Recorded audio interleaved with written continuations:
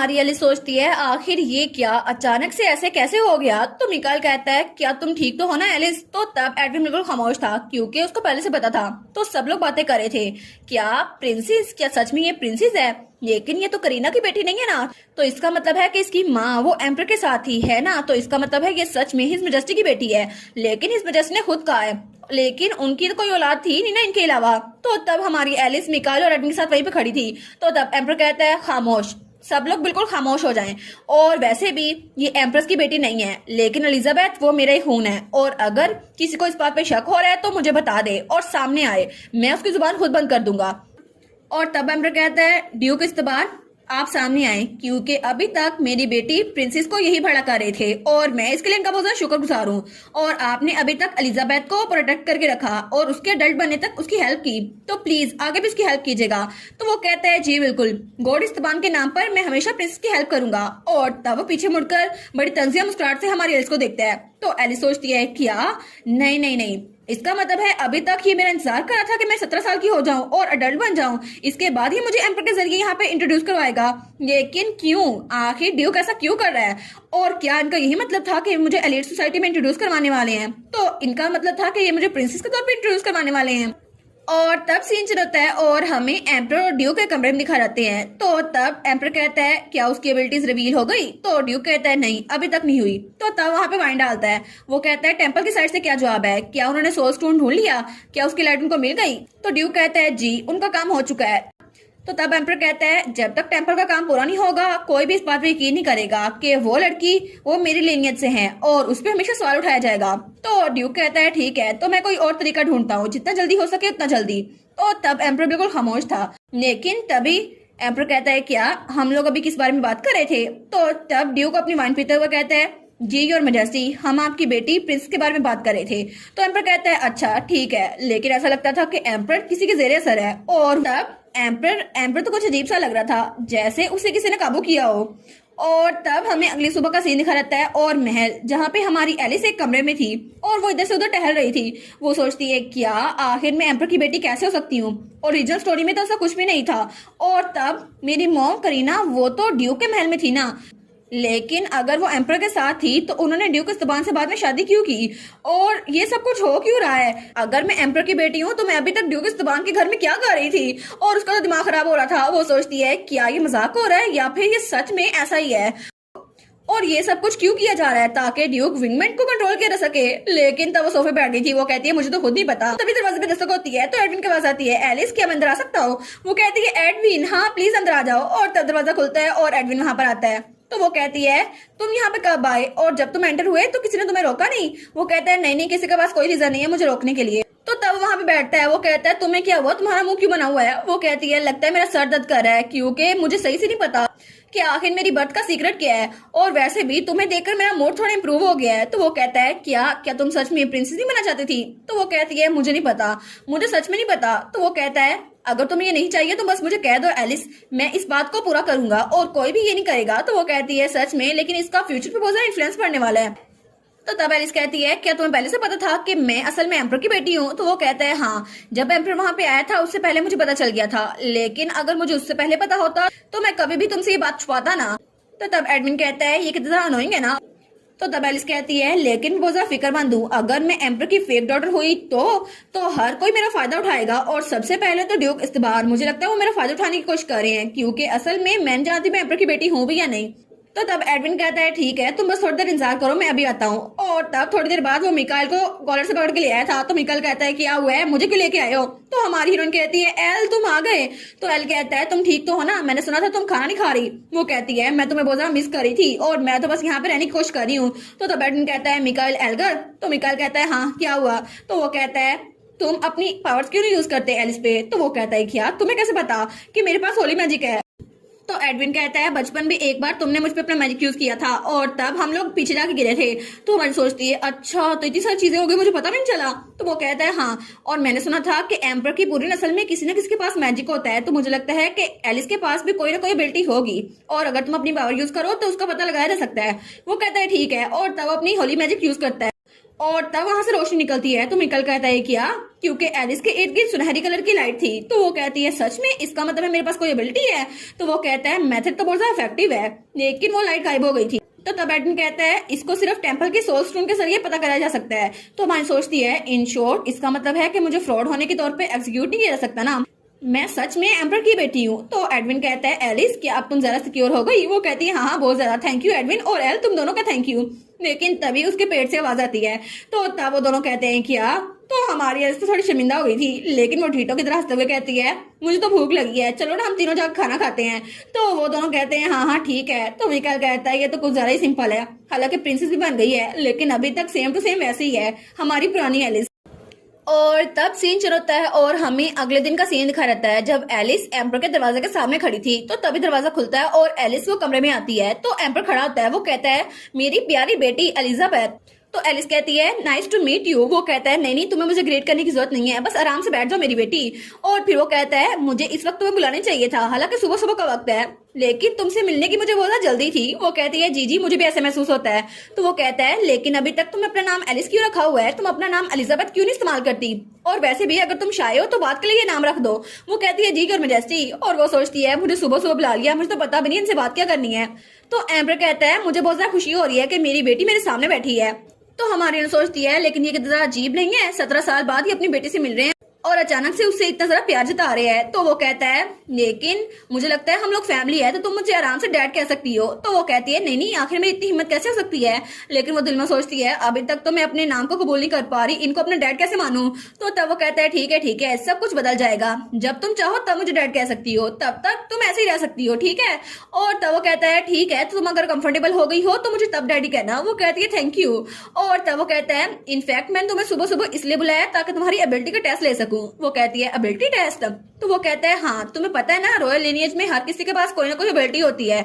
तो वो कहती है हाँ मैंने इस बारे में सुना है। तो वो कहता है लेकिन जब मैंने तुम्हारे बारे में सबको अनाउंस किया तो सबको तुम्हारी आइडेंटिटी पे शक हो रहा था, इसलिए तुम्हारी एबिलिटी को टेम्पर के जरिए टेस्ट करवाना चाहिए और इसके लिए थोड़ा रिचुअल होता है जिसकी वजह से गॉडेस ये पता करेगी कि तुम्हारे पास वो मैजिक है या फिर नहीं, और इससे सबको पता चल जाएगा कि तुम मेरी बेटी हो। वो कहती है जी मैं जानती हूँ। लेकिन हमारी सोचती है इसका मतलब है कि इनको ये बात पक्की है कि मैं इनकी बेटी हूँ, लेकिन कैसे। तो तब वो सोचती है क्या पता कि एम्पर सच में मेरी मॉम करीना को पसंद करते हो और इसीलिए मेरी मॉम उनके साथ थी। लेकिन बाद में ऐसा क्या हो गया कि उनको ड्यूक के पास उनको भेजना पड़ा और ड्यूक मेरी मॉम को और मुझे प्रोटेक्ट करे थे, शायद एम्पर के कहने पे।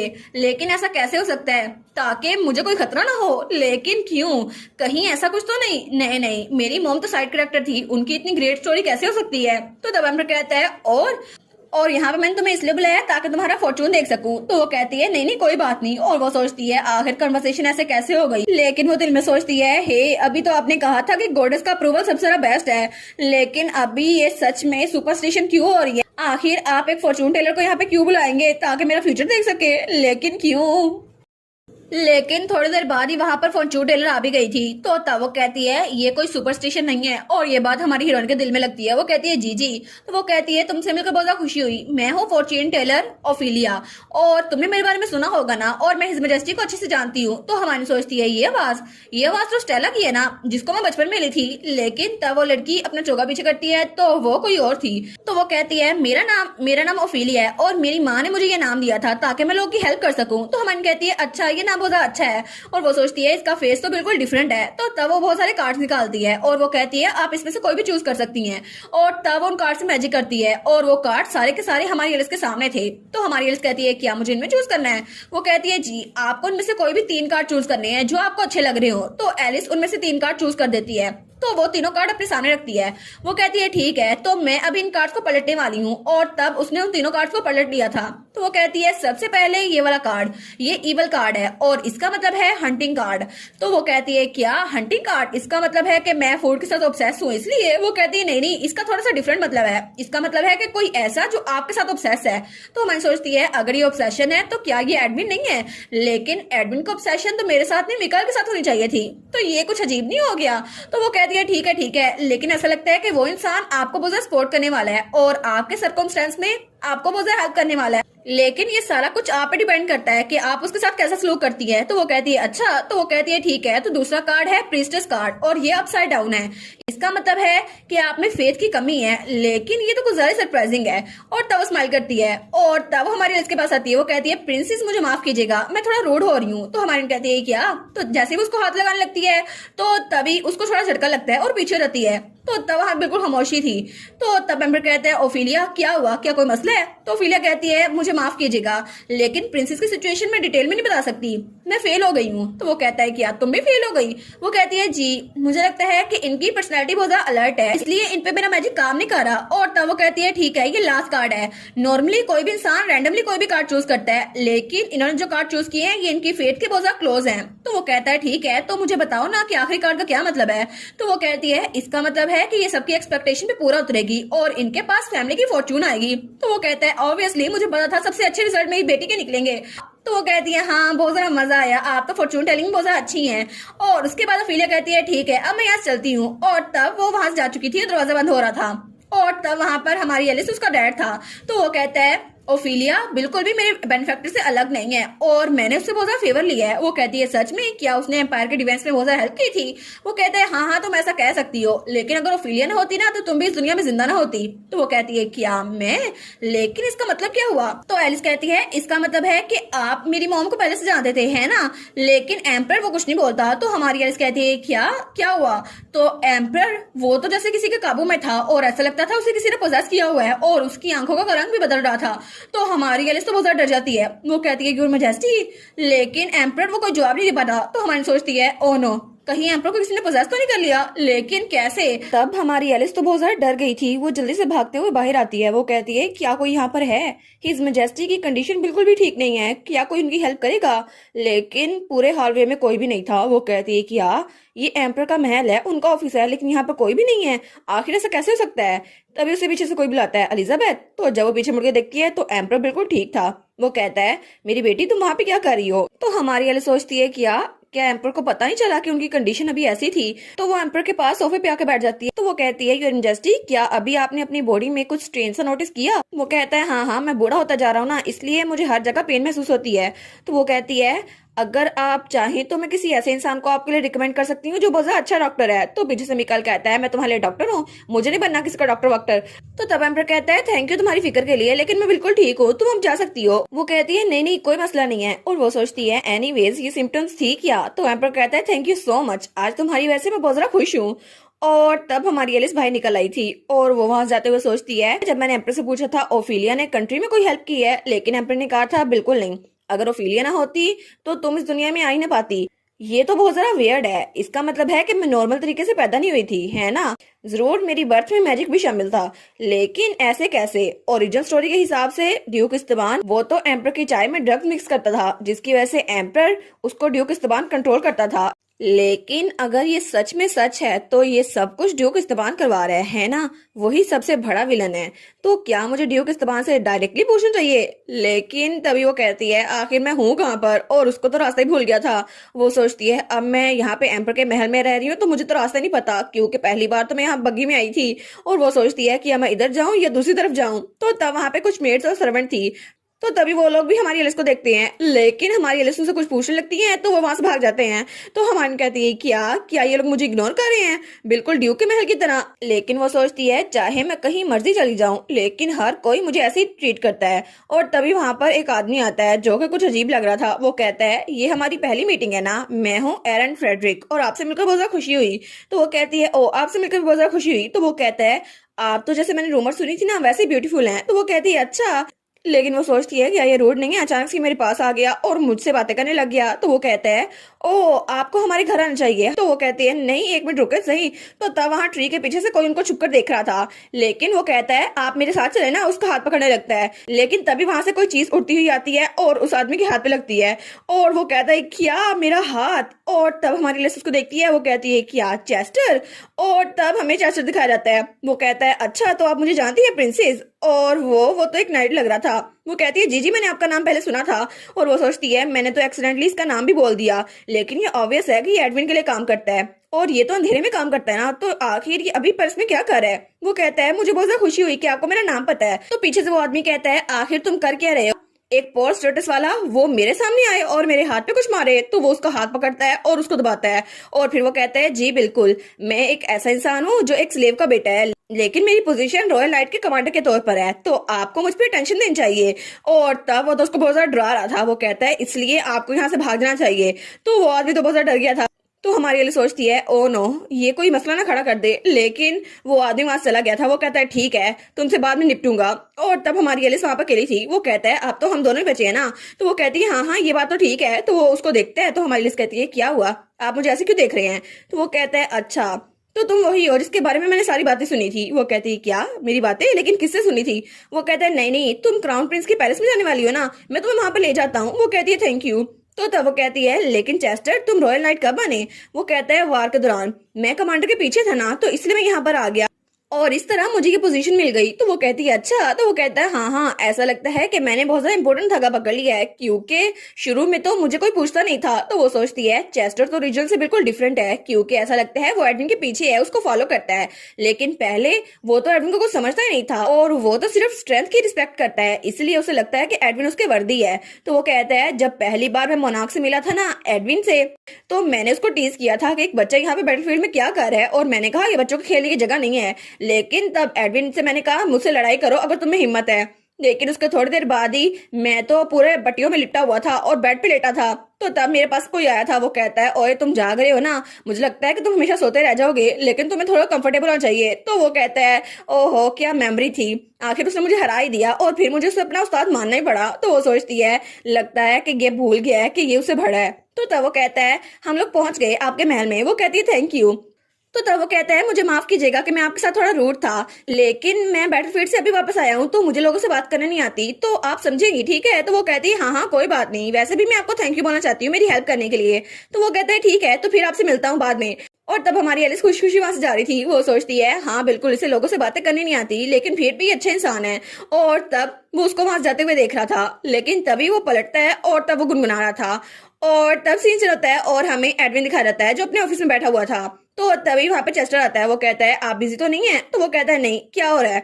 तो वो कहता है कुछ नहीं, मैं तो बस आज प्रिंसेस से मिला था। तो एडविन कहता है क्या प्रिंसेस से। वो कहता है हाँ बिल्कुल, वो तो अपना रास्ता भटक गई थी, लेकिन कोई उनको रास्ता दिखाई नहीं रहा था, इसलिए उनकी हेल्प करने के लिए कोई तैयार नहीं था। तो तभी एडविन को थोड़ा गुस्सा आता है और ये बात चेस्टर को भी महसूस होती है। वो कहता है क्या हुआ। तो एडविन कहता है क्या कहा तुमने, कोई भी एलिस की हेल्प नहीं कर रहा था, लेकिन उनकी हिम्मत कैसी हुई एलिस को इग्नोर करने की। हमें ड्यूक इस्तबान का मेंशन दिखा रहता है और तब ड्यूक सो के उठता है। तो उसका बटलर उसके पास आता है। वो कहता है प्रिंसेस चाहती हैं वो आपसे मिट्टी रखे, तो क्या मैं उनको बुलाऊं यहाँ पर। तो ड्यूक कहता है नहीं, उसे कह दो मैं बहुत ज़्यादा बिजी हूँ। और तब बटलर यही बात एलिस को कहता है। तो एलिस कहती है जी मैं जानती हूँ आप अब जा सकते हैं। तो तब जब बटलर वहां चला गया था तो हमारी एलिस वो तो ड्यूक को गालियां दे रही थी कि आखिर मुझसे एक बार बात नहीं कर सकता, ये इतना बिजी कैसे हो गया। और उसको तो ड्यूक को बड़ा गुस्सा चढ़ रहा था कि मेन विलन है लेकिन फिर भी मुझसे बात नहीं कर सकता, आखिर इसकी हिम्मत कैसी हुई। तो तब वो सोफे पे लेट गई थी। वो कहती है ओहो अब मैं क्या ही कर सकती हूँ, लेकिन वो सोचती है ये जैसा मैंने प्रिडिक्ट किया था ना बिल्कुल वैसा ही है और ड्यूक तो बहुत ज्यादा डिस्गस्टिंग है, लेकिन अब मुझे क्या करना चाहिए। बहुत सारी चीजें ऐसी है जो मैं करना चाहती हूँ लेकिन मुझे पता नहीं है क्या करना है। तो तभी उसको छींक आती है। तो तभी वो कहती है क्या ये फ्लू है, लेकिन मुझे अचानक फ्लू कैसे हो गया। और तभी वहां पे एडविन आता है। वो कहता है एलिस। तो तब वो कहती है एडविन तुम आ गए। तो तब वो कहती है तुम ठीक तो हो ना, तुम तो बिजी नहीं थी, तुम यहाँ पे क्या कर रहे हो। वो कहता है हाँ हाँ मैं देख सकता हूँ एलिस और मैं यहाँ पर आ सकता हूँ, हालांकि मैं बिजी भी हुआ। और तुम्हारा फोरहेड ये तो बहुत ज्यादा गर्म है, क्या कल तुमने कुछ काम किया था जिसकी वजह से तुम्हें बुखार हो रहा है। तो वो ऐसा प्रिटेंड कर रही है जैसे उसको पता ही नहीं था। और वो कहती है नहीं नहीं ये तो बिल्कुल भी डिफरेंट नहीं है यूजुअल से। और वो सोचती है आई गेस कल मैं कुछ ज्यादा ही देर बाहर थी। तो तभी एडमिन कहता है ठीक है यहाँ पे वार्म वाटर लेके आओ। तो मेड कहती है जी मैं समझ गई। तो हमारी लिस्ट कहती है ही कोई बात नहीं, मुझे लगता है कि मैं तुम्हें देखकर बहुत ज्यादा अच्छी हो गई हूँ और अब तो बड़ा मजा आ रहा है और तुमसे मिलकर बड़ी खुशी होती है मुझे। तो एडविन कहता है हाँ हाँ मुझे भी तुमसे मिलकर बड़ी खुशी होती है। और उसके बाद मेड उसके लिए चाय ले आई थी। तो हमारी कहती है मेरी नेक तो बहुत ज्यादा गर्म है, मुझे लगता है शायद मुझे कोल्ड हो रहा है। तो वो कहता है मैंने मिकाइल को बुलाया है, बस वो थोड़ी देर में पहुंच जाएगा। तो हमारी एलिस चाय पी रही थी। वो कहती है हाँ हाँ, लेकिन वो सोचती है क्या ये इतना ऑब्वियस है कि मेरी तबीयत बहुत ज्यादा खराब रहती है। और मैं तो बस सोच रही थी कि मैं आखिर कर क्या सकती हूँ। तो तब एडविन कहता है एलिस तुम कुछ भी कर सकती हो, अगर तुम्हारे लिए ठीक है तो भी ठीक है। वो कहती है हाँ मैं भी यही उम्मीद करती हूँ। तो तब वो कहती है एक्चुअली कल जब मैं एम्प्रेस से मिलने के लिए गई तो कुछ अजीब हुआ था और मुझे लगा शायद ये ड्यूक इस्ताबान से रिलेटेड है और मैं उनसे मिलने के लिए गई लेकिन उन्होंने मना कर दिया। लेकिन असल में ये इतना भी अजीब नहीं है। मुझे लगता है कि मैं खुद एक पपेट प्रिंसेस हूँ जो कि दूसरों के काबू में है, क्योंकि असल में ड्यूक मुझे काबू कर रहा है। तो तब वो कहती है लेकिन पता नहीं, मुझे लगता है कि मैं किसी स्मार्ट से स्मार्ट फ्रेम में फिट होती जा रही हूँ और मुझे तो ये भी नहीं पता कि मुझे आगे क्या करना है। तो तब हमारा एडविन कहता है ये सब मेरी वजह से है ना, अगर मैं यहाँ पर ना होता और मैं तुम्हें पहले ही बता देता तो ये ना होता। वो कहती है क्या? तो एडविन कहता है अगर मुझे उस आदमी की मूवमेंट्स का पहले पता चल जाता तो हम कुछ ना कुछ चेंज कर सकते थे। वो कहती है नहीं नहीं कोई बात नहीं, तुम कैसे प्रिडिक्ट कर सकते थे, और वैसे भी अगर तुम ना होते तो मुझे बहुत ज्यादा मसला होता। तो तभी हमारी एलिस को छींक आती है। तो वो कहता है क्या हुआ एलिस? तो तभी वो दरवाजा खोलता है और एलिस को लेकर पास जा रहा था क्योंकि मुसलसल एलिस को छींकी आई जा रही थी। तो वो कहता है जल्दी करो मिकाइल और एल्गा को बुलाओ। तो मेड कहती है जी लिटिल ड्यूक, और उसके बाद वो एलिस को लेकर वहां जा रहा था और एलिस उसकी बॉडी तो बहुत ज्यादा गर्म हो रही थी। तो वो कहती है एडविन, लेकिन तभी जब एडविन को देखती है तो बहुत ज्यादा शॉक हो जाती है क्योंकि एडविन उसकी आंखें तो बहुत ज्यादा लाल हो गई थी और वो तो बहुत ज्यादा गुस्से में लग रहा था। और तभी जब हमारी एलिस की आंख खुलती है तो वो किसी जगह पर थी। वो कहती है हे ये आखिर यहाँ पर क्या हो रहा है, और इर्द गिर्द हर कहीं खून ही खून था। और जब वो वहां पर देखती है तो वहां पर लाशें थी, मेड्स की, सर्वेंट्स की, हर किसी की। तो वो कहती है क्या? और तभी वहां पे किसी की तलवार थी जिससे खून बह रहा था और वो था हमारा एडविन। तो एलिस कहती है एडविन तुम आखिर ऐसा कैसे कर सकते हो? तो एडविन कहता है एलिस मैंने सबसे छुटकारा हासिल कर लिया, अब कोई भी तुम्हें तंग नहीं करेगा और अब तुम्हारे लिए चाहे मुझे मरना पड़े मैं मर जाऊंगा। तो तभी हमारी एलिस की आंख खुलती है। वो कहती है क्या? तो तब वो अपने बेड पे थी और एडविन के पास था। वो कहती है एडविन, वो कहता है तुम ठीक तो हो ना, क्या तुम मुझे सुन सकती हो? तो वो कहती है प्लीज एडविन मत जाओ। और तब वो अपनी पावर यूज कर रही थी और उसकी आईज वो भी ब्लू से बिल्कुल येलो हो गई थी एम्पर की तरह। तो हमारी एलिस कहती है प्लीज यहाँ पे रहो, प्लीज तुम मर नहीं सकते। लेकिन ये कहते ही साथ में वो बेहोश हो गई थी। तो एडविन कहता है एलिस तुम ठीक तो हो ना? लेकिन तब वहां पर मिकाइल आ गया था और उसके साथ एक और डॉक्टर भी था। तो वो कहता है शायद ये अपनी एबिलिटी को अनकॉन्शियसली यूज कर रही है इसलिए इसकी हालत जरा खराब हो रही है और मुझे नहीं पता कि ये कब ठीक होगी, लेकिन शायद इसकी डुअल एबिलिटी इसकी बहुत ज्यादा एनर्जी को कंज्यूम कर रही है। और तब वो बताता है हिस्ट्री में रॉयल फैमिली हमेशा अपनी एबिलिटीज को यूज करती थी और उसकी वजह से उनको बहुत ज्यादा मसला होता था, लेकिन ये इतनी भी बुरी नहीं है, 1-2 दिन में ये बिल्कुल ठीक हो जाएगी। तो तब एडविन कहता है ठीक है। तो मिकाइल दूसरे डॉक्टर से बात कर रहा था। वो कहता है सबसे पहले हमें प्रिस्क्रिप्शन तैयार करनी चाहिए और इसके लिए 3 दिनों की हर्ब्स ठीक रहेंगी। तो एडविन वहां से जा रहा था। तो तभी चेस्टर उसको वहां से जाते हुए देखता है। तो एडविन जाते हुए कहता है उसको प्रोटेक्ट करना। तो वो कहता है क्या? तो तब वो कहता है मैं कह रहा हूँ एलिस को प्रोटेक्ट करना। तो चेस्टर कहता है बिल्कुल मैं उसको प्रोटेक्ट करूंगा जैसा आप कहें। और तब मिकाइल हमारी एलिस के पास बैठा हुआ था लेकिन एलिस को अभी तक होश नहीं आया था। और तब सीन चलता है और हमें दूसरी तरफ ड्यूक का मेंशन दिखा रहता है और ड्यूक कुछ डॉक्यूमेंट्स को देख रहा था। वो कहता है इसका मतलब है कि टेम्पल ने एम्पीरियल फैमिली की रिक्वेस्ट को कबूल कर लिया है। तो वहाँ पे उसका साथी था। वो कहता है जी ऐसा लगता है कि वो एलिमेंटल स्टोल को इस्तेमाल करने वाले हैं जैसा कि हिज मैजेस्टी ने कहा था। तो तब ड्यूक कहता है अच्छा लेकिन एलिमेंटल स्टोन तो मर रहा था ना, तो आखिर उनके पास ये एबिलिटी कैसे हुई? तो तब वो कहता है ऐसा लगता है कि टेम्पल के पास सच में इवान एल्गर है जैसा मैंने सस्पेक्ट किया था। तो उसका साथी कहता है जी बिल्कुल, लेकिन अब हमें क्या करना चाहिए क्योंकि इस तरह तो आप टेम्पल पे कब्जा नहीं कर सकते। वो कहता है हाँ मैं भी यही सोच रहा था कि मुझे क्या करना चाहिए, लेकिन हमें दूसरा तरीका इस्तेमाल करना होगा। तो तभी दरवाजा खुलता है और वहाँ पे एडविन आता है। तो तभी वो आगे बढ़ा था। तो ड्यूक का साथी कहता है लॉर्ड एडविन आखिर आप यहाँ पे क्या कर रहे हैं? हिज ग्रेस इस वक्त काम कर रहे हैं तो क्या आप बाहर जा सकते हैं? लेकिन ड्यूक कहता है उसको यहीं पे रहने दो। तो केटन कहता है जी योर ग्रेस, और उसके बाद वो बाहर चला गया था और वहाँ पे ड्यूक और एडविन अकेले थे। तो ड्यूक कहता है लगता है ये पहली बार है कि जंग से वापस आने के बाद तुम मुझसे अकेले में मिल रहे हो, लेकिन अभी तक तुम मेरी रिक्वेस्ट को इग्नोर करते रहे, लेकिन आखिर तुम मेरे पास क्यों आ गए? अरे हाँ ये तो फिर से वही वजह होगी एलिस, है ना, तुम एलिस की वजह से मेरे पास आए हो। तो तब एडविन को बड़ा गुस्सा आ रहा था और तभी अपनी एबिलिटी यूज करता है और ड्यूक पे हमला करता है। तो तब वहां पे बहुत सारी चीजें नीचे गिरी हुई थी। तो ड्यूक वो दूर जाकर खड़ा था और उसके बाजू में बहुत ज्यादा चोट लगी हुई थी। वो कहता है हाँ लगता है कि 10 सालों की ट्रेनिंग वो सच में काम कर रही है, सच में तुम्हें अपनी पावर को कंट्रोल करना आ गया है। और हमारा एडविन वो तो अपनी पावर को कुछ ज्यादा ही कंट्रोल कर रहा था। और तब ड्यूक इस्तेमाल सोचता है ओ नो मेरा हाथ, मुझे लगता है कि मैं कभी भी अपने हाथ को दोबारा इस्तेमाल नहीं कर सकता। लेकिन तभी एडविन वहां पर आता है और उसको कॉलर पकड़ लेता है। तो वो कहता है तुम्हें क्या लगा था कि मुझे पता नहीं चलेगा कि तुम करना क्या चाहते हो तुम बास्टर्ड, और एलिस को अपने फायदे के लिए इस्तेमाल करना बंद कर दो। तो ड्यूक कहता है अच्छा तुम्हें सच में लगता है तुम इतने ब्रेव हो कि मेरे सामने मुझे दर्द दोगे और तुम्हें कुछ नहीं होगा? जितना दर्द मुझे हो रहा है ना उतना तुम्हें भी होगा। और तब उसका हाथ छुड़वाने लगता है। वो कहता है जाने दो मुझे, और तुम अपने फादर का ट्रीट कैसे कर सकते हो? लेकिन तब एडविन उसको दीवार के साथ लगा देता है तो ड्यूक नीचे जा गिरता है। तो तब एडविन कहता है ये तुम्हारी लास्ट वार्निंग है, दोबारा कभी भी मुझे प्रोवोक न करना। तो ड्यूक इस्तेबान कहता है मैं तुम्हें सजेशन देता हूँ कि तुम फैमिली रिस्ट्रिक्शन को अंडर एस्टिमेट ना करो। हालांकि तुम मुझे बर्बाद करना चाहते हो लेकिन तुम खुद बर्बाद हो जाओगे, क्योंकि जितना जख्म मुझे पहुंच रहा है ना उससे दुगना तुम्हें पहुंचेगा। और आई एम श्योर कि अभी भी तुम्हें इसके आफ्टर इफेक्ट पता चल रहे होंगे, है ना? क्योंकि बैटलफील्ड में तुम मौत के साथ खेले थे, फिर भी तुम्हें अकल नहीं आई। तो एडविन कहता है हाँ मुझे पता है कि ये सब कुछ मेरे साथ भी होगा, लेकिन फिर भी मैं तुम्हें मारने से चूकूंगा नहीं। तो ड्यूक कहता है तुम्हें क्या लगता है तुम उसके लिए क्या फील करते हो? तुम उसके लिए जो फील करते हो ना वो ऑब्सेशन है, और ये बहुत ज्यादा घटिया है। और अगर उसको पता चल गया ना तो वो तुमसे डिस्गस्ट हो जाएगी और तुमसे दूर रहेगी। और तुम ही चाहते ना कि उसे पता चले कि तुम उसके साथ ऑब्सेस हो। तो एडविन कहता है ठीक है, तो मैं मेक श्योर करूंगा उसको कभी पता ना चले। तो ड्यूक कहता है तुम्हारी यही फीलिंग्स तुम्हें बर्बाद कर देंगी, क्योंकि वो लड़की वो तुम्हें बर्बाद करके छोड़ेगी, और चाहे कुछ भी हो जाए तुम पहले बर्बाद हो चुके हो। तो तभी वहां पर उसके साथी आते हैं। वो कहते हैं योर ग्रेस। और जब वो देखती है तो पूरे ऑफिस का सामान इधर उधर बिखरा हुआ था और जमीन में बहुत बड़ा गड्ढा था। तो तभी ड्यूक कहता है केडन डॉक्टर को बुलाओ और मेरे बेटे को बाहर लेके जाओ। तो तभी एडविन वहां से जा रहा था लेकिन वो उनको इग्नोर कर देता है, और तब वो दरवाजे के पास जाता है और कहता है भूलना मत कि मैंने तुम्हें क्या कहा है आज, क्योंकि आज ये तुम्हारी आखिरी वार्निंग थी। इसके बाद मैं वार्निंग नहीं दूंगा, सिर्फ तुम्हें खत्म कर दूंगा। और तब एडविन बाहर निकलता है और हालवे से गुजरा था, लेकिन तभी एडविन को खांसी आती है और उसके मुंह से खून निकलता है। लेकिन तब वो अपने मुंह को साफ करता है। वो कहता है कोई बात नहीं, अगर मुझे एलिस के लिए मरना भी पड़ा तो मैं मर जाऊंगा, लेकिन मैं दोबारा कभी भी एलिस को खतरे में नहीं देख सकता। और तब दूसरी तरफ हमें एलिस का ख्वाब दिखा रहता है। वो कहती है क्या मैं कहाँ पर हूँ? मुझे लगता है मैं पानी के अंदर हूँ, लेकिन ये तो बहुत ज्यादा वाम है। तभी से किसी की आवाज आती है एलिस। तो वो सोचती है क्या कोई मेरा नाम बुला रहा है? तो तब उसको कोई कहता है एलिस अपनी आंखें खोलो। तो जब वो देखती है तो वो कहती है आखिर मैं हूँ कहाँ पर? तो उसको आवाज आती है मैं तुम्हें बता नहीं सकता, लेकिन मैं तुम्हें दिखा सकता हूँ। वो सोचती है क्या, और तभी से इवान नजर आता है और उसके ऊपर एक रैलिक था। वो कहती है इवान, सच में इवान ही है। इवान मैं यहाँ पर हूँ, लेकिन तुम जाग क्यों नहीं रहे? और तभी से आवाज आती है उस इंसान को बचाओ, तुम्हें उस इंसान को बचाना होगा। लेकिन तभी हमारी एल की आंख खुलती है और वो किसी की शर्ट पकड़ लेती है। वो कहती है एक मिनट रुको। तो तब वो देखती है तो उसने एल की शर्ट पकड़ी हुई थी। वो कहती है एल।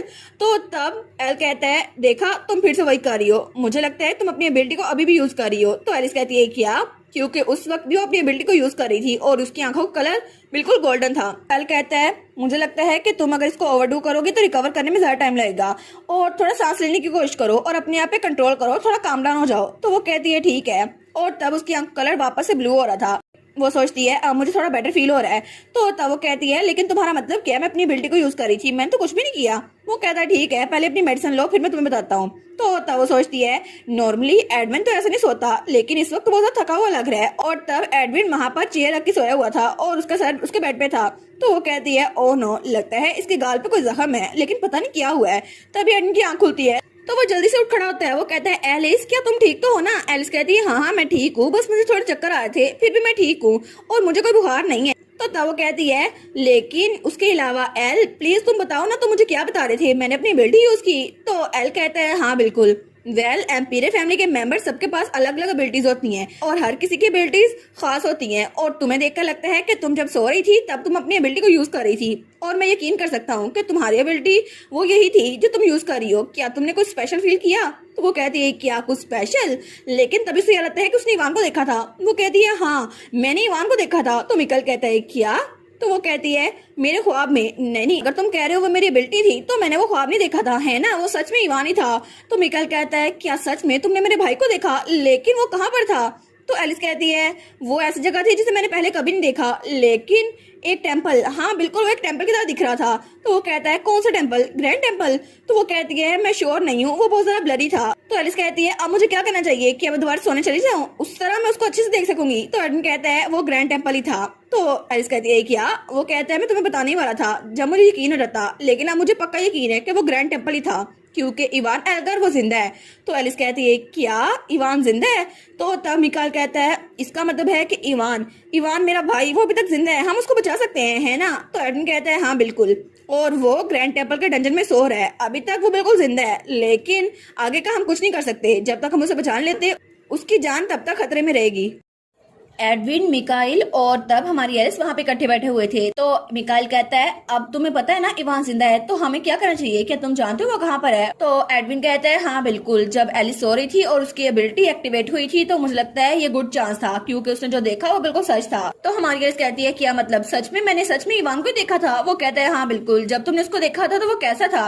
वो कहती है वो तो ऐसा लग रहा था सो रहा है, लेकिन उसके ऊपर कोई क्रिस्टल सा था जो ग्लो कर रहा था। तो मिकाइल कहता है एक ग्लोइंग क्रिस्टल? वो कहता है हाँ बिल्कुल, इवान इवान जब बार में था तो उसने एक बार मुझ पे अपनी डिवाइन पावर यूज की थी और तब वो मुझे बचाने की कोशिश कर रहा था, लेकिन उसके बाद जब मुझे होश आया तो इवान वहां से जा चुका था और वो पहले ही टेम्पल शिफ्ट हो गया था और उसके बाद दोबारा मैंने उससे कुछ नहीं सुना।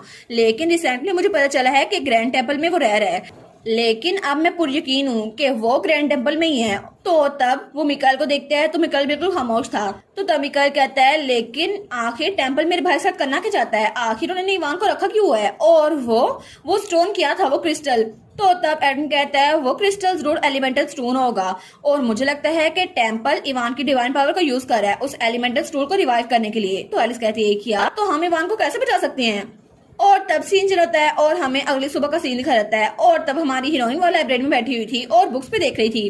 तब उसे पता चलता है पास्ट में टेम्पल तो सिर्फ गॉडेस को सर्व करने के लिए बनाया गया था, लेकिन प्रीस्ट का फेथ वो ग्रीड में बदलता गया और उन्होंने लोगों से पैसे देना शुरू कर दिए, इसलिए गॉडेस ने उनको पनिश किया। और तब से लेकर अब तक 300 साल हो गए हैं, लेकिन कभी भी किसी के पास डिवाइन पावर नहीं थी और तब बहुत सारे लोग का कत्ल भी हुआ था। लेकिन इस दौरान एलिमेंटल स्टोन जिसके अंदर गॉडेस की पावर थी उसकी लाइट भी खत्म होना शुरू हो गई और उसके बाद लोग को लगा कि टेम्पल अब किसी काम का नहीं रहा। लेकिन बाद में मुझे लगता है उन्होंने इवान को वहीं पर रखा है, क्योंकि इवान के पास वो डिवाइन पावर थी जिसकी वजह से वो एलिमेंटल स्टोन वो दोबारा से रिवाइव हो सकता था, लेकिन शायद इसीलिए उन्होंने इवान को वहां पे रखा हुआ है। लेकिन अगर ऐसा है तो मैं कभी भी उनको माफ नहीं करूंगी, क्योंकि इवान 10 सालों से वहां पर कैद है। तभी वहां पर उसकी मेड आती है, वो कहती है लेडी एलिस क्या आपको मेरी कोई हेल्प चाहिए? तो वो कहती है आना क्या तुम मेरी हेल्प कर सकती हो एम्पीरियल फैमिली की स्पेशल एबिलिटीज पे कुछ बुक्स ढूंढने में, और मैं उनको अपने कमरे में पढ़ूंगी। वो कहती है जी माय लेडी। और उसके बाद वो लोग हालवे से गुजर रहे थे और आना ने उसकी बुक्स पकड़ी हुई थी और उसके पीछे चेस्टर भी था। तो तब आना कहती है लेडी एलिस नहीं मेरा मतलब है योर हाइनेस। तो वो कहती है हाँ क्या हुआ? तो वो कहती है आपको पता है मैं बहुत ज्यादा खुश हूँ क्योंकि मैं आपके पास आ गई हूँ। वो कहती है हाँ मैं बहुत ज्यादा खुश हूँ। तो वो कहती है कल जब लॉर्ड एडविन मेरे पास आए थे ना तो मैं तो बहुत ज्यादा डर गई थी कि मुझे मारने वाले हैं, लेकिन उन्होंने कहा कि आपको मेरी जरूरत है इसलिए मैं यहाँ पर आ गई, क्योंकि शुरू में तो मैं बहुत ज्यादा डर गई थी लेकिन फिर भी मुझे आपकी फिक्र हो रही थी और मुझे बहुत ज्यादा खुशी हुई कि आपको दोबारा देख रही हूँ। वो कहती है हाँ मुझे बहुत ज्यादा खुशी हुई, लेकिन तब वो मुड़ के देखती है तो चेस्टर वहीं पे उनके साथ आ रहा था। वो सोचती है और चेस्टर इसको भी एडविन ने भेजा है ताकि ये मुझे प्रोटेक्ट कर सके, और वो तीनों वहां जा रहे थे। तो आना कहती है तो क्या अब आप मेन पैलेस में जाने वाली हैं योर हाइनेस? वो कहती है हाँ बिल्कुल मुझे अपने फादर से मिलना है। और तब सीन चल होता है और हमें उसका फादर एम्पर दिखा रहता है। वो कहता है आप तुम्हारी तबीयत कैसी है? वो कहती है मैं ठीक हूँ योर मैजेस्टी, अब तो मैं बिल्कुल रिकवर हो गई हूँ। तो वो कहता है मैंने सुना था कि उस दिन तुम्हारी किसी ने हेल्प नहीं की और तुम तो बेहोश भी हो गई, लेकिन मुझे पता नहीं था कि हमारे पैलेस में ऐसे लोग रहते हैं, लेकिन मुझे लगता है कि सारी मेरी गलती है एलिजाबेथ कि तुम्हारी हेल्प नहीं कर पाया। वो कहती है नहीं कोई बात नहीं योर मैजेस्टी और आपकी फिक्र के लिए थैंक यू। वो कहती है असल में मैं आपसे एक रिक्वेस्ट करना चाहती थी। वो कहता है हाँ ऑफ कोर्स करो। तो वो कहती है पैलेस में मुझे बहुत ज्यादा अनॉक्शियस फील होता है, तो क्या मैं अपने दोस्तों के साथ बाहर आउटिंग के लिए जा सकती हूँ? और वो तो बहुत ज्यादा इनोसेंट और पिटीफुल बनी हुई थी। तो एम्पर कहता है हाँ बिल्कुल एक आउटिंग तुम जा सकती हो। तो वो कहती है यस मेरी बात मान गए एम्पर। तो उसके सामने कहती है थैंक यू, लेकिन वो दिल में सोचती है ठीक है हमारा यही तरीका है, हम लोग अब बाहर निकलेंगे और तब मैं मिकाइल और एडविन हम तीनों मिलकर इवान को रेस्क्यू करेंगे और हमारा मिशन शुरू हो जाएगा। और वो सोचती है प्लान तो बड़ा सिंपल है, सबसे पहले हमें कैजुअली पैलेस से निकलना है और तब जब हमें सब लोग देख ना रहे होंगे तो हम बग्गी में जाके बैठ जाएंगे और उसके बाद वो टेम्पल में जाएगी। लेकिन तभी रास्ते में उनकी बग्गी खराब हो जाती है। वो कहती है आखिर हो क्या रहा है, और तब उनकी बग्गी रुक चुकी थी। तो तब कोच वान कहता है असल में एक व्हील खराब हो गया है और मुझे डर है कि इसके लिए आपको 2 दिन लग जाएंगे। तो वो कहती है क्या? तो मिकाइल को तो बड़ा गुस्सा आ रहा था। तो मिकाइल कहता है आखिर ये बग्गी अभी खराब क्यों होनी थी? तो तब एडम कहता है ठीक है तुम अभी वापस जा सकते हो, मैं योर हाइनेस को ले आऊंगा। तो वो कहता है क्या माय लॉर्ड? लेकिन उसके बाद कोच वान वहां चला गया था। तो मिकाइल और एलिस कहते हैं क्या हम लोग वापस जा रहे हैं? लेकिन आखिर तुम कर क्या रहे हो? तो हमारी एलिस कहती है हाँ बिल्कुल, एल ठीक कह रहा है, क्या तुम्हारे पास कोई बैकअप प्लान है? तो एडविन कहता है हाँ मेरे पास प्लान है, और तब वो एक रोप निकालता है। तो वो कहती है क्या, एक रस्सी? तो तब एडविन कहता है इसके अलावा कोई तरीका नहीं है कि हम टेम्पल जा सके, इसलिए हम लोग कैरी से भी ज्यादा जल्दी पहुंच जाएंगे। तो मिकाइल कहता है मुझे कुछ ठीक नहीं लग रहा। तो तभी उसके कंधे पे हाथ रखता है और तब रस्सी से मिकाइल को बांध देता है। तो मिकाइल कहता है क्या कर रहे हो तुम? तो तब हमारी एलिस वो कहती है वाह इनका तो रोमांस पीक पे है। तो तभी मिकाइल कहता है क्या हुआ, तुमने मुझे बांधा क्यों है? तो तब उसने तो बिल्कुल उसे एक कैटरपिलर की तरह बांध दिया था। और तब एलिस के पास आता है और अपना कोट उतार के एलिस को देता है। तो एलिस कहती है क्या एडविन? तो तब उसने उसको उसके कोट में लपेट लिया था और उसने अपने आप से वो रस्सी भी बांध ली थी। तो एलिस कहती है क्या इस बार तो मैं पक्का बेहोश हो जाऊंगी? तो वो कहता है प्लीज एलिस इस बार बेहोश ना होना। वो कहती है दोबारा से डेजा वो हो रहा है, और तभी उसने वहां से छलांग लगा दी थी। तो तब एलिस और मिकाइल कहते हैं क्या, और तब उसने तो एलिस को प्रिंस ट्रीटमेंट से उठाया हुआ था, लेकिन पीछे मिकाइल वो तो हवा में झूल रहा था। तो पीछे से वो कहता है तुम क्रेजी बास्टर्ड। लेकिन हमारा एडमिन तो बड़ा खुश था कि कम से कम वो एलिस को सेफली लेके जा रहा है। और तब थोड़ी देर बाद वो टेम्पल पहुंच भी आए थे और हमारी एलिस वो तो आराम सो रही थी, लेकिन मिकाइल की तो हालत खराब हो गई थी। वो कहता है एडमिन इस्तबान एक दिन में तुम्हें पक्का मार दूंगा। तो हमारी एलिस की आंख खुलती है। वो कहती है क्या हम लोग पहुंच भी गए? और वो तो बड़ी क्यूट लग रही थी। तो वो कहती है मुझे माफ करना एडविन, मैं तो बहुत ज्यादा कंफर्टेबल हो गई थी इसलिए आराम से हो गई। वो कहता है मैं बहुत खुश हूँ कि तुम कंफर्टेबल थी। लेकिन पीछे से मिकाइल ने तो एडविन के बाल पकड़ लिए थे। तो वो कहता है उसे कंफर्टेबली लेके आ सकते थे, मुझे लेके आ सकते थे। और तब वो लोग टेम्पल के अंदर आते हैं, लेकिन टेम्पल वो बंद था। तो तब एडविन कहता है मुझे पता नहीं है कि उन्होंने टेम्पल को लॉक करके क्यों रखा हुआ है। और तब अपनी पावर यूज करने लगता है और वहां पे मैजिक सर्कल बनाता है, लेकिन तब एडमिन के मुंह से खून निकल रहा था। तो वो कहता है ऐसा लगता है ये एक ट्रैप है, ये खुल नहीं रहा। तो हमारी एलिस कहती है तुम ठीक तो हो ना, तुम्हारे मुंह के अंदर से खून निकल रहा है। तो एडमिन कहता है नहीं नहीं गलती से मैंने अपनी जुबान काट ली थी, मुझे माफ करना, मैं तुम्हें स्केयर कर दिया। वो कहती नहीं नहीं कोई बात नहीं। तो पीछे से मिकाइल कहता है क्या इसमें कोई शर्म नहीं है कि इसके सामने झूठ बोल रहा है? तो तब एलिस वहां पर आती है। वो कहती है आखिर हम इसको ओपन कैसे करें? लेकिन तभी एलिस को किसी की आवाज आती है, इसको डिवाइन पावर से ओपन किया जा सकता है। तो वो कहती है क्या? तो मिकाइल कहता है क्या हुआ एलिस? तो हमारी एलिस दोबारा सुनती है। तो वो कहती है मिकाइल क्या तुम अपनी डिवाइन पावर इस पे यूज कर सकते हो? वो कहता है हाँ मैं कर सकता हूँ। और तब अपनी डिवाइन पावर यूज करता है और वहां पे रोशनी होती है। तो तभी वो दरवाजा थोड़ा सा टूट गया था। तो वो कहती है सच में ये तरीका काम कर गया। तो मिकाइल कहता है तुम्हें कैसे पता था? वो कहती है मुझे अभी किसी ने बताया। तो तभी वहां से किसी की आवाज आती है। तो एलिस सोचती है क्या वहां से कोई आ रहा है? तो तब वो लोग छुप गए थे। तो एलिस कहती है एडविन जल्दी करो ना हम भी छुपते हैं। लेकिन तभी उसको दोबारा से वही आवाज आती है राइट पे जाना। तो तब वो राइट पे छुप गए थे, लेकिन फिर से आवाज आती है यहीं पे रुक जाओ। तो वहीं पे रुक गए थे और तब उनको कोई पकड़ नहीं पाया था। तो वो सोचती है क्या ये मुझे कौन बता रहा है? लेकिन फिर से उसको आवाज आती है अब सीधे जाना और उसके बाद तुम्हें एक दरवाजा मिलेगा, वहीं पे रुकना है। तो तब वो लोग उस दरवाजे के सामने पहुंच गए थे। तो तब मिकाइल कहता है ईमान दरवाजे के पीछे है ना? तो एलिस कहती है हाँ बिल्कुल, मुझे उसने यही बताया था। तो वो कहता है क्या तुम्हें किसने बताया था? तो हमारी उससे पूछती है तुम हो कौन? लेकिन कोई आवाज नहीं आती। तो हमारी सोचती है क्या अब उसने मेरी हेल्प कर दी है तो वो बोल नहीं रहा। लेकिन तब मिकाइल अपनी डिवाइन पावर यूज करता है और वो दरवाजा वो भी खुल गया था। लेकिन जब वहां पर देखते हैं तो वो सच में बहुत ज्यादा शौक हो गया था, क्योंकि इवान वो वहीं पर लेटा हुआ था। तो वो कहता है इवान जल्दी करो उठ जाओ, तुम ठीक तो हो ना? लेकिन तब उसकी नफ्स चेक करता है। तो एलिस कहती है वो कैसा है? तो तब मिकाइल कहता है वो सो रहा है, उसकी हेल्थ बिल्कुल ठीक है, लेकिन ये क्रिस्टल? तो तब वो कहता है ऐसा लगता है ये क्रिस्टल उसकी डिवाइन पावर को ऑब्जर्व कर रहा है, इसी वजह से वैसे सो रहा है। तो तब पीछे से एडविन आता है, कहता है अपनी डिवाइन पावर इस क्रिस्टल के अंदर इंजेक्ट करो और जितना हो सके उतना इंजेक्ट करो। वो कहते हैं हाँ ठीक है, और तब वो अपनी सारी पावर उसके अंदर डालता है। तो एडविन एलिस को पीछे कर लेता है और तभी उस क्रिस्टल के अंदर से एक बर्ड निकलता है और तब वहां पे रोशनी रोशनी हो गई थी। तब वो बर्ड कहता है मुझे कभी लगा नहीं था कि मुझे इतनी सारी डिवाइन पावर मिल जाएगी, थैंक यू सो मच। और तब वो हमारी एलिस के पास आता है। वो कहता है thank you so much Alice मुझे यहाँ पे बचाने आने के लिए। तो हमारी एलिस कहती है क्या? और तब वो बर्ड उसके हाथ के ऊपर बैठने लगता है। तो हमारी एलिस कहती है ये बर्ड मेरे पास क्यों आ रहा है? तो तब उसके हाथ के अंदर चला गया था। तो तब एडविन कहता है एलिस तुम ठीक तो हो ना? वो कहती है हाँ मुझे कुछ फील नहीं हो रहा। तो तभी उन्हें पीछे से आवाज आती है और इवान वो उठ रहा था। तो वो कहते हैं क्या? तो इवान कहता है आखिर मैं हूँ कहाँ पर? और तभी जल्दी से भाग के एलिस और मिकाइल उसके गले लग जाते हैं। वो कहते हैं इवान। तो वो कहता है एल लेडी एलिस तुम दोनों यहाँ पे क्या कर रहे हो? तो तभी वहां पे एडविन कहता है 10 साल हो चुके हैं और तुम यहाँ पे सोते रह गए। वो कहता है 10 साल? लेकिन तब वो मिकाइल के सर पे हाथ रखता है और कहता है मुझे माफ करना एल, तुम बहुत ज्यादा फिक्रमंद हो गए होगे ना और मुझे माफ कर देना। तो वो कहता है नहीं नहीं मैं तो ठीक रह रहा था। तो एलिस कहती है ओ प्लीज। और तब एलिस भी रो रही थी। तो इवान उसकी आंख साफ करता है, वो कहता है thank you so much L की साइड पे रहने के लिए, जब मैं नहीं था लेडी एलिस। तो वो कहती है हाँ बिल्कुल, और वो भी बड़ी रो रही थी और दोनों ने दोबारा से इवान को गले लगा लिया था। और उसके बाद इवान कहता है लॉर्ड एडविन आपका भी थैंक यू, आपने उस बार मेरी जान बचाई थी। तो एडविन कहता है नहीं, ये सबको जिक्र करने की जरूरत नहीं है। तो मिकाइल कहता है क्या आप किस बारे में बात कर रहे हैं। तो इवान कहता है वार के दौरान मैं ऑलमोस्ट मरने ही वाला था, लेकिन लॉर्ड एडविन उन्होंने मेरी जान बचाई। हालांकि उस वक्त वो भी खुद बहुत ज्यादा जख्मी थे, लेकिन वो मुझे वहाँ कैंप में ले आए और तब मैंने उन पे अपनी डिवाइन पावर यूज की उनको हील करने के लिए, और उसके बाद मुझे टेंपल में शिफ्ट कर दिया गया। तो एडविन कहता है ऑल राइट, इन सबको ये बताने की जरूरत नहीं है, हमें यहाँ से निकलना होगा।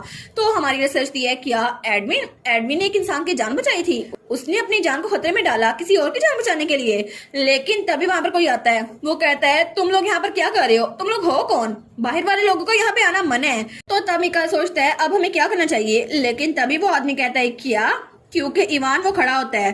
तो तब मिकाइल और एलिस दोनों की तरफ देखते हैं। तो इवान वो अपनी आंखें खोलता है और तभी वहां पर रोशनी होती है और पूरे टेंपल में रोशनी फैल गई थी।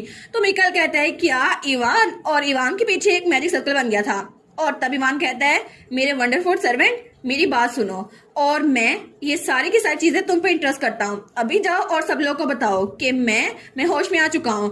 तो तब हमारे लिए सोचती है क्या ये आवाज, ये तो उसी पंछी की आवाज है ना जो मेरे हाथ में चला गया था, लेकिन ये आवाज आखिर इवान इस आवाज को कैसे इस्तेमाल कर पा रहा है, और वो पंछी तो मेरे हाथ के अंदर चला गया था ना, तो क्या ये मैजिक सर्कल ये भी उसने बनाया है। हमें टेंपल का सीन दिखा रहता है और तब सुबह का वक्त था और वहाँ पे बहुत सारे लोग थे। तो सब लोग आपस में बातें कर रहे थे। ये यकीन करना कि जरा मुश्किल है ना कि ये सब कुछ हो रहा है। हम तो सच में बहुत ज्यादा क्यूरियस थे कि आखिर वो एलिमेंटल स्टूल वो काम कर भी रहा है या फिर नहीं, लेकिन उससे भी जरा क्यूरियस हम इस बात में हैं कि वो सच में प्रिंसेस है या नहीं। और सब लोग बातें कर रहे थे और तब वहाँ पे ड्यूक इस्तान और वहाँ पर रेचल का डैड भी था। तो रेचल का डैड कहता है लगता है सब लोग बहुत ज्यादा एक्साइटेड है, और एम्पीरियल फैमिली उन्होंने तो अभी तक अपने हीर को डिसाइड नहीं किया ना, तो ऐसा लगता है कि प्रिंसेस की वारिस बनेगी। क्या आपको ये बात ठीक नहीं लगती ड्यूक इस्तान। तो ड्यूक कहता है हाँ मुझे भी ऐसा लगता है, और वो कहता है वैसे भी मैं बहुत ज्यादा एक्साइटेड हूँ कि अभी होने क्या वाला है। और तभी वहाँ पर दो लोग आ रहे थे, वो कहते हैं हम लोग कोई चीज भूले तो नहीं है ना, हम लोग बहुत हफ्तों से तैयारी कर रहे हैं, तो ये तो बिल्कुल कुछ भी नहीं है, और अब तो मुझे लगता है ये अच्छा दिन होने वाला है। तो वो लड़की कहती है मैं यकीन नहीं कर पा रही कि मैंने गोडस की आवाज सुनी, वो तो सच में बहुत ज्यादा खूबसूरत थी। तो लड़का कहता है हाँ, लेकिन क्या सच में ये उन्हीं के वर्ड्स थे, और आखिर तुम्हारा चेहरा ऐसा क्यों बना हुआ है। लेकिन वो उसकी बातें सुनती और तभी वो लोग आगे जा रहे थे। तो उसके आगे जो जा रहा था वो कहता है बिल्कुल मैंने गोडस की आवाज खुद सुनी थी, और गोडस ने कहा है कि ये सब कुछ हम कर रहे हैं।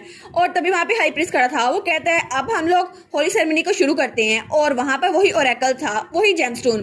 तो सब लोग कहते हैं ये तो वही जेमस्टोन है ना, और इसमें तो डिवाइन पावर है, इसका मतलब है कि इनके पास सच में डिवाइन पावर है। लेकिन वो हाई प्रीस्ट सोचता है चलो 10 सालों की मेहनत काम आई, अब उस लड़की की वजह से ये जेमस्टोन काम करने लग गया है। लेकिन तभी वहां पे दरवाजा खुलता है और तब हाई प्रीस्ट कहता है princess Elizabeth Root Elgar von वो यहाँ पर आल्टर में आ रही हैं। और तब सब लोग की नजरें हमारी हीरोइन की तरफ थी। तो हमारी हीरोइन उस प्रीस्ट के सामने जाकर खड़ी होती है। तो तब वो कहता है ठीक है, सबसे प्योरेस्ट ब्लड के लिए हम आपको आइडेंटिफाई करेंगे। तो तब अपना हाथ आगे बढ़ाकर कहता है आपको गॉडेस ने चुना है, तो ये इस बात का सबूत होगा कि आप सच में एक नोबल हैं। तो आप इस मैजिक स्टोन को टच करें। तो हमारी हीरोइन जैसे इस मैजिक स्टोन को टच करती है तो सब लोग की नजरें उसी पे थी, और तभी वहां पर बहुत तेज रोशनी होती है और हर तरफ रोशनी फैल रही थी। तो हाई प्रीस्ट कहता है ठीक है, ये बात इसका सबूत है कि आप सच में नोबल ब्लड से हैं और आपकी वेरिफिकेशन हो चुकी है। और हमारी हीरोइन उसने जब उस ओरेकल को पकड़ा था तो उसमें से रोशनी निकल रही थी, तो तभी वो स्माइल करती है। लेकिन तभी वहाँ पे किसी की आवाज आती है, आखिर तुम लोग की हिम्मत कैसी हुई कि जिस जगह को मैंने छोड़ दिया तुम लोग वहाँ पे आए हुए हो। तो सब लोग कहते हैं कि यार ये किसकी आवाज थी। तो तब सबको आवाज आती है ये सेंचुरी इसकी होलीनेस कब की गायब हो चुकी है, और ये लोग यहाँ पे जो कुछ करते रहे हैं मैं जानता हूँ। तो हाई प्रीस्ट कहता है कि यार ये किसकी आवाज है। तो तभी आवाज आती है ये सब लोग बहुत ज्यादा करप्टेड हैं, और ये हाई प्रीस्ट ये तो उससे भी ज्यादा करप्टेड है। तो हमारी सोचती है यहाँ आने से पहले मुझे भी ये आवाज सुनाई दी थी, क्योंकि ये आवाज बहुत ज्यादा सैड लेकिन वार्म है। और तब वो हमें बताती है ये आवाज हमें बता रही थी कि गॉडेस ने अपना मैसेंजर भेजा है और उसकी वजह से ये आवाज आ रही है। लेकिन पहले ये आवाज कह रही थी कि ये सब कुछ इंसानों के ग्रीड की वजह से खत्म हुआ है। तो तभी हाई प्रीस्ट चिल्ला कहता है ये क्या बकवास है, आखिर एग्जामिनेशन के दरमियान कौन यहाँ पर आ गया, ये कोई रूमर्स नहीं है ना। लेकिन तभी वो जब वहां पर देखते हैं तो हमारी कहती है ये कोई भी रूमर नहीं है। एंजल वहाँ पे सो रहा था, असल में उसी की आवाज है। और तभी दरवाजा खुलता है और हमारा इवान वहाँ पर आता है और बड़ी शानदार एंट्री देता है। तो सब लोग उसको वहाँ पर देख रहे थे। वो कहते हैं क्या? तो तभी हमारा इवान हमारी हीरोइन के आगे झुकता है और कहता है प्लीज मुझे माफ कर दीजिए गॉडेस, और लेकिन मैं आपका सर्वेंट बहुत ज्यादा लेट हूँ और प्लीज इंसानों की गलतियों को माफ कर दे और हमें ब्लेसिंग दे। और तब उस ओरेकल से बात कर रहा था, तो उस ओरेकल से आवाज आती है ठीक है, जो कुछ जैसा था उसको वैसा ठीक करो और सबको ठीक रास्ते पर लाओ, क्योंकि ये सब कुछ तुम्हारे हवाले है। तब पूरे टेंपल में बिल्कुल साइलेंस थी। तो तभी वान कहता है आपने गॉडेस की डिवाइन विल सुन ली ना, तो प्लीज आप रिजाइन कर दे हाई प्रीस्ट, क्योंकि ये जगह आपके लिए बिल्कुल भी क्वालिफाइड नहीं है। तो वो कहता है क्या? आखिर तुम ऐसा कैसे कर सकते हो? तुम्हारा हक क्या है? तो तभी सब लोग बातें कर रहे थे क्या सच में ये गॉडेस की आवाज थी? लेकिन तभी उनमें से एक हाई प्रीस्ट कहता है आखिर आप सोच क्या रहे हैं, आपको रिजाइन करना ही होगा। ये सच में गॉडेस के अल्फाज थे और मैंने भी सुने। तो बाकी भी कहते हैं जी बिल्कुल, हमने भी अल्फाज सुने। और तब उस हाई प्रीस्ट को वहां से ले जाया जा रहा था। वो हाई प्रीस्ट कहता है मुझे छोड़ो, तुम लोग की हिम्मत कैसे हुई? तुम लोग मुझे यहाँ से लेके जा रहे हो? लेकिन वो कहता है मैं हाई प्रीस्ट हूँ, तुम लोग ऐसा कैसे कर सकते हो मेरे साथ? और तभी वहां पर हमारा इवान था। वो कहता है lady Alice thank you so much मेरी हेल्प करने के लिए। तो हमारा इवान तो बहुत खुश था, तो हमारे लिए उससे भी ज्यादा खुश थी। वो कहती है thank you so much Ivan मेरी साइड पे रहने के लिए। और तब वहां पर दोनों ड्यूक थे, ड्यूक इस्तबान भी और रिचल का डैड भी। वो कहता है वेल ये तो अनएक्सपेक्टेड था। आपको इस बारे में क्या लगता है ड्यूक इस्तबान? लेकिन ड्यूक इस्तबान वो कुछ नहीं बोलता, क्योंकि उस वक्त उसका प्लान बिल्कुल नाकाम हो चुका था। और उसके बाद हमें बाहर का सीन दिखा रहता है जहाँ पे एडविन और मिकाइल थे। तो मिकाइल सोचता है पता नहीं सब कुछ ठीक हो रहा होगा या फिर नहीं, क्या मुझे क्लिनिक जाना चाहिए क्योंकि ये सब कुछ खत्म होने वाला है, या फिर सबसे पहले मुझे इससे पूछना चाहिए। तो वो एडविन को बुलाता कहता है हे, तो एडविन कहता है हाँ क्या हुआ? तो अपना हाथ उसके तरफ बढ़ाकर कहता है थैंक यू सो मच मेरे भाई को बचाने के लिए। तो तब एडविन उसके हाथ को देखकर भी इग्नोर कर देता है। तो मिकाइल कहता है क्या ये बदतमीज, ठीक है मुझसे बात नहीं करनी तो ना करो, दफा हो जाओ यहाँ से। तो तब एडविन कहता है बड़े हो जाओ थोड़ा सा। वो कहता है तुम मर जाओ, आखिर तुमने मेरे भाई की जान बचाई थी, लेकिन फिर भी कितनी ज्यादा रूड हो ना, तुम तो कभी भी बदल नहीं सकते।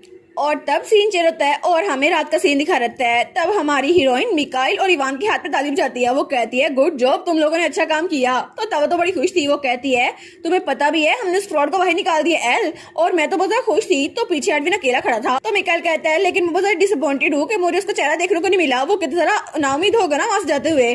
तो तभी पीछे से एडविन आता है, उसको गले लगा रहता है। वो कहती है हाँ एडविन तुमने भी अच्छा काम किया। तो वो कहता है हाँ बिल्कुल। और तब एडविन तो बिल्कुल एक बिल्ली बना हुआ था, तो वो उसके बाल सहलाती है। वो कहती है ठीक है। तो तब पीछे से इवान कहता है लगता है लॉर्ड एडविन बिल्कुल भी नहीं बदले। वो कहता है हाँ बिल्कुल नहीं बदला ये। तो तभी वो कहती है बाय द वे क्या ये ठीक होगा कि हम लोग यहाँ पर रहेंगे, ब्रीज का कमरा है ना? तो इवान कहता है कोई बात नहीं ये ठीक रहेगा क्योंकि अब से हाई प्रीस्ट मैं हूँ। वो कहती है हाँ तुम बिल्कुल ठीक कह रहे हो। और वो सोचती है सब कुछ जो कुछ हुआ उसके बाद हाई प्रीस्ट गैब्रियल को यहाँ से निकाल दिया गया, और चूंकि वो पोजीशन बिल्कुल खाली थी तो सबने कहा ये पोजीशन इवान को दी जाए, क्योंकि असल में उसके पास होली पावर है और सबको पता है कि डिवाइन पावर उसी के जरिए काम करती है। लेकिन तभी उस क्रिस्टल से आवाज आती है तुम लोग को मुझे थैंक यू बोलना चाहिए, तुम गॉडेस के बच्चों। तो वो कहती है क्या? वो सोचती है ये आवाज मुझे तो तब से यही आवाज सुनाई दे रही थी।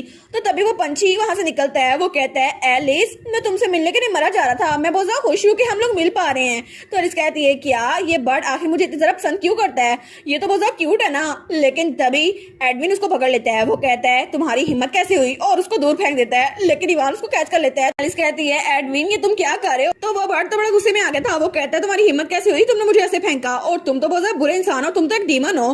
तो हमारा एडविन तो अपनी एनर्जी यूज करने लगता है। वो कहता है अच्छा मैं डीमन हूँ? तो वो बर्ड कहता है नहीं तुम मुझे मार नहीं सकते, अगर एलिस को जिंदा रहना है ना तो मेरी जरूरत पड़ेगी। तो हमारी एलिस कहती है बस कर दो एडविन।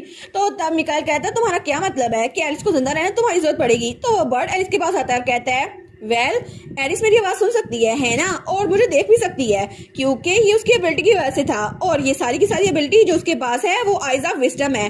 तो हमारी सोचती है क्या आइज ऑफ विजडम? तो इवान कहता है मुझे लगता है यही उसका जवाब है जो सवाल मैं तुमसे पूछता रहा था, क्योंकि मुझे लगता है कि तुम्हारे पास एक स्पेशल गिफ्ट है क्योंकि उसकी वजह से तुम फ्यूचर देख सकती हो एलिस। तो एलिस कहती है क्या मैं? नहीं मुझे ऐसा नहीं लगता। लेकिन तभी वो थोड़ा पास होती है। वो सोचती है वेल क्या हो कि मैं सच में किसी नावल के अंदर ना हूँ, ये सब कुछ जो मैं देख रही थी ये फ्यूचर हो।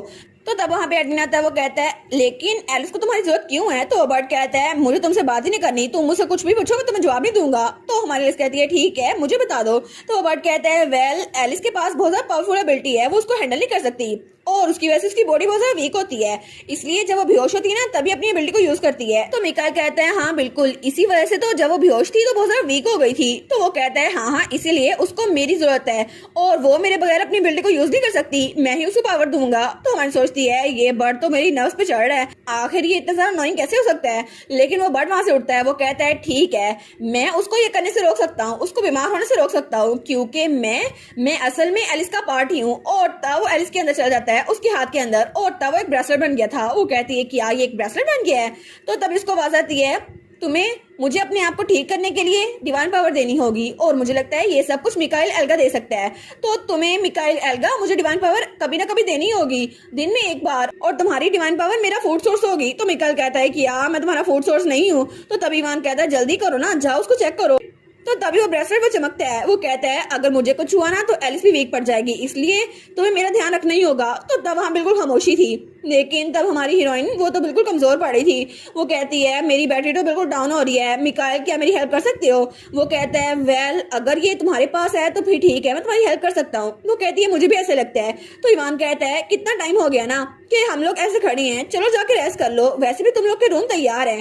तो वो कहती है तुम्हारे बारे में क्या एल, तुम हमारे साथ ही चलोगे। तो एल कहता है नहीं नहीं, मैं अपने भाई के साथ रहना चाहता हूँ, मैं अभी उसके साथ बातें करना चाहता हूँ। वो कहती है हाँ ठीक है, तो अपने भाई के साथ अच्छा टाइम गुजारना, ठीक है हम चलते हैं। तो मिकाइल कहता है ठीक है आप जाओ, अभी मैं कोई बच्चा नहीं हूँ। तो वो कहती है ठीक है एडविन चलो चलते हैं। तो एडविन थोड़ा हेस्टेट कर रहा था, वो कहता है मुझे उनसे कुछ बात करनी है, तो तुम पहले जा सकती हो एलिस। तो एलिस कहती है हाँ ठीक है, और उसके बाद वो उसको शाल उड़ाता है। वो कहता है वहां बहुत ज्यादा ठंड है तो इसको ले जाओ, और अगर कुछ भी हो जाए ना तो मुझे बुला लेना, तुम जहाँ भी हुई मैं आ जाऊंगा। वो कहती है हाँ हाँ थैंक यू। और तब थोड़ी देर बाद एलिस अपने कमरे में आ गई थी, और वो सोचती है इसका मतलब है कि मेरे पास जो एबिलिटी है उसका नाम आइज ऑफ विजडम है, और मैं ये सब कुछ किसी नावल में नहीं देख रही थी, असल में ये दुनिया में होता था, और मैं तो फ्यूचर देख पा रही थी ना। लेकिन वो सोचती है क्या ये नावल नहीं था, तो मतलब मैं जो स्टोरी सोच रही थी वो असल में कोई नावल नहीं था, तो आखिर मैं ऐसा क्यों सोच रही थी। और जो पुरानी एलिस थी और अभी वाली एलिस, क्या वो दोनों मैं ही थी। और मुझे लगा था मैं कोई नावल पढ़ रही हूँ, कोई बीएल नावल, लेकिन सच में जो सीन्स असल में वो थे वो तो मेरी लाइफ की थी ना, और पुरानी एलिस वो भी मैं ही थी, और मैं तो सच में बहुत ज्यादा शेमलेस थी, प्लीज कोई तो मुझे मार डालो। और वो बेचारी नहा रही थी, लेकिन वो तो बहुत ज्यादा शर्मिंदा हो रही थी कि आखिर मेरा शेमफुल पास मुझे याद क्यों आ रहा है, मैं तो उसको खत्म करना चाहती हूँ। लेकिन तभी वो दरवाजा खोलती है और बाहर आती है। वो कहती है क्या विंडो खुली रह गई, क्योंकि मुझे लगता था मैंने इसको बंद कर दिया। तो तभी उसकी तरफ पीछे से कोई हाथ बढ़ाता है, तो तब हमारी हीरोइन का टॉवल नीचे गिरता है, और हमारी हीरोइन का मुंह किसी ने पकड़ लिया था। वो कहती है क्या, और तब उसको चक्कर आ रहे थे। वो सोचती है कोई तो मेरी हेल्प करो, एडविन प्लीज मेरी हेल्प करो। लेकिन तभी वहां पर कुछ होता है, और तब थोड़ी देर बाद वहां पर मोमबत्ती जल रही थी। वो कहती है क्या ये 2 मिनट में क्या हो गया, मुझे कुछ समझ नहीं आ रहा। लेकिन जब वहां पर देखती है तो वहां पे एडविन आया था, और उसके मुंह से खून निकल रहा था। वो कहता है तुम ठीक तो हो। वो कहती है एडविन तुम्हारे मुंह से खून निकल रहा है, क्या तुम ठीक हो। तो वो सोचती है 1 मिनट, क्या तुम्हारे मुंह से सच में खून निकल रहा है। तो पिछली बार जब तुमने मुझे बताया था कि तुमने अपनी जुबान काट दी है तो ये झूठ था, है ना। वो कहता है वेल फिक्र ना करो एलिस, मैंने बस अपनी जुबान काट दी है, लेकिन उससे भी ज्यादा इम्पोर्टेंटली क्या तुम हर्ट हो, क्या तुम सच में हर्ट हो। लेकिन एलिस कहती है तुम मुझसे झूठ कैसे बोल सकती हो, तुम्हें पता भी है मैं कितनी ज्यादा अपसेट थी। और तब वो धप से हमारे एडविन को थप्पड़ मारती है। तो एडविन कहता है क्या तुमने मुझे थप्पड़ मारा, और वो बेचारा तो नीचे गिर गया था, वो तो डम्फाउंडेड था। वो कहता है क्या एलिस ने सच पे मुझ पे हाथ उठाया। तो एलिस तो बड़े गुस्से में आई थी। वो कहती है अगर तुम्हें चोट लगी है तो मुझे बता दो, आखिर तुम मुझे बताते क्यों नहीं हो, और तुम हर एक बात मुझसे छुपा क्यों रखते हो। लेकिन एडविन बेचारा वो तो अभी तक इसी सदमे में था कि एलिस ने उस पर हाथ उठाया है, लेकिन एलिस तो इतनी कमजोर सी थी, उस पर हाथ कैसे उठा सकती थी। हमारा एडन तो अभी तक नीचे गिरा हुआ था, और एलिस तो बहुत ज्यादा गुस्से में थी। तो तभी वो उसके पास आती है और कहती है मुझे बताओ तुम्हें कहाँ चोट लगी है, दिखाओ जरा मुझे। तो वो कहता है 1 मिनट रुको सही एलिस, लेकिन वो उसकी शर्ट खींचती है तो बटन टूट जाते हैं। तो तब हमारी एलिस वो देखती है, वो कहती है मुझे दिखाओ सही क्या तुम्हें कोई विजिबल बाउंड्स नहीं आए। लेकिन वो कहती है एडविन कहीं तुमने जहर तो नहीं पी लिया या फिर ऐसा कुछ। लेकिन एडविन बेचारा वो तो बहुत ज्यादा शर्मिंदा हो गया था, और उसका तो मुंह लाल हो गया था क्योंकि उसकी शर्ट के बटन टूट गए थे। तो हमारी एलिस कहती है क्या इसको क्या हुआ। लेकिन तभी उसके माइंड में इंफॉर्मेशन लोड होती है। वो कहती है 1 मिनट सॉरी एडविन, और जल्दी से पीछे रहती है। वो कहती है मेरा ये मतलब नहीं था, मैं तो सिर्फ ये इसलिए कर रही थी क्योंकि मैं बहुत ज्यादा फिक्रमंद थी। तो तब उसका हाथ पकड़ती है और कहती है जल्दी करो ना, हम मिकाइल के पास जाते हैं, तुम्हें चेक करवाते हैं और कोई बाउंड ना हो। तो वो कहता है नहीं इट्स ओके एलिस, मैं ठीक हूँ, मुझे कहीं नहीं जाना। वो कहती है लेकिन अगर तुम जरा बीमार हो गए तो तब उसको देखती है तो अभी तक थोड़ा ब्लश किया जा रहा था। तो वो कहती है ठीक है एल अभी इवान के रूम में होगा, हमें चलना चाहिए। वो कहता है नहीं, आज रात मैं नहीं जाना चाहता। तो एलिस कहती है प्लीज, तुम्हारे मुंह से खून निकल रहा है, ये कोई आम बात थोड़ी ना है। तो वो उसका हाथ पकड़ता है। वो कहता है मैं बिल्कुल ठीक हूँ, इस वक्त मुझे सिर्फ नींद की जरूरत है और कुछ नहीं, और ये अच्छा होगा कि तुम मेरी साइड पर हो एलिस। तो तब एलिस उसको देखती है तो वो कहता है प्लीज क्या तुम मेरे साथ आज रह सकती हो। तो वो तो ना बोल ही नहीं पाती। तो एलिस कहती है ठीक है, लेकिन कल सुबह होते ही तुम उसको चेक करवाओगे। वो कहते हैं हाँ ठीक है। और तब वो कहता है मेरे कमरे में चलते हैं, वैसे भी आज रात यहाँ पे बहुत ज्यादा खतरा है। और तब वो सोचती है सच, अभी जिसने मुझ पर अटैक किया था वो कहाँ पर गया, क्योंकि ना वो बाथरूम में और ना यहाँ पर, आखिर वो अचानक से गायब कैसे हो गया। और तब वो लोग एडविन के कमरे में आए थे और एडविन सोफे पे अपनी शर्ट निकाल के रखता है। और तब हमारी लिस्ट कहती है एडविन कोई बात नहीं, तुम जख्मी हो, तुम वहाँ बेड पे सो जाओ, मैं सोफे पे सो जाती हूँ। वो कहता है नहीं नहीं, मुझे सोफे पे सही से नींद आती है। तो एलिस कहती है अच्छा, इसको कोई प्रॉब्लम नहीं है यहाँ सोने में। तो तब वो कहती है ठीक है, गुड नाइट एडविन। और तब वो बेड पे लेट जाती है, लेकिन तब वो वहाँ बेड पे लेट चुकी थी और वो सोचती है एडविन की पावर, मुझे लगता है शायद उसी वजह से वो अटैक कर गायब हो गया होगा, क्योंकि एडमिन की पावर वो तो बहुत ज्यादा खतरनाक है और अगर वो किसी भी चीज को छूता है तो वो गायब हो जाती है, और शायद इसीलिए उसकी पावर इतनी ज्यादा मजबूत है। लेकिन एडमिन को देखकर मुझे लगता है कि उसे वजह पता है और मैं उसे पूछना चाहती। और तभी वो कड़बड़ लेती है और वो सोचती है लेकिन मुझे उसके लिए कुछ करना होगा, पता नहीं क्या, लेकिन उसके लिए कुछ भी सोचकर मुझे बहुत ज्यादा सैड महसूस होता है। आई विश कि वो मुझे कुछ बता पाता। और तब सीन चल रहा है और हमें पास का सीन दिखा रहता है जब एडविन वहाँ पर कोई बुक पढ़ा था। तो वो कहता है चेस्टर, तो चेस्टर बेचारा वो तो अपनी हंसी रोकने की कोशिश कर रहा था। तो वो कहता है जी सर। तो वो कहता है ये बुक्स, इसमें जो लिखा हुआ है क्या प्यार इसी तरह से होता है, और वहाँ पे तो एक कपल की फोटो बनी हुई थी। वो कहता है जी जी बिल्कुल, प्यार इसी को कहते हैं, लेकिन मेरे लिए प्यार के डिफरेंट मायने हैं। और जब लड़का और लड़की कमरे में अकेले होते हैं ना, तो अभी वो कुछ बताने लगता है तो बाकी लोग आ जाते हैं। वो कहते हैं बस कर दो, छोटे बच्चों को ये सब कुछ ना बताओ। तो वो कहता है नहीं नहीं, मुझे बताने दो, यंग मास्टर को ये सीखना जरूरी है। तो तब हमारा हीरो सोचता है अच्छा प्यार इस तरह होता है, लेकिन मुझे तो लगा था कि अगर मैं किसी के बारे में अच्छा सोच रहा हूँ तो वो प्यार ही है। लेकिन जब भी मैं इसको देखता हूँ तो मुझे बहुत ज्यादा अच्छा लगता है और मैं उसके अलावा दुनिया में किसी को नहीं देखना चाहता और मेरी नजर सिर्फ उस पर होती है। लेकिन कभी कभार मुझे तो ऐसा लगता है कि मैं एलिस को अपने पास कैद करके रखूं एक पिंजरे में और मैं उसको किसी के पास न जाने दूं।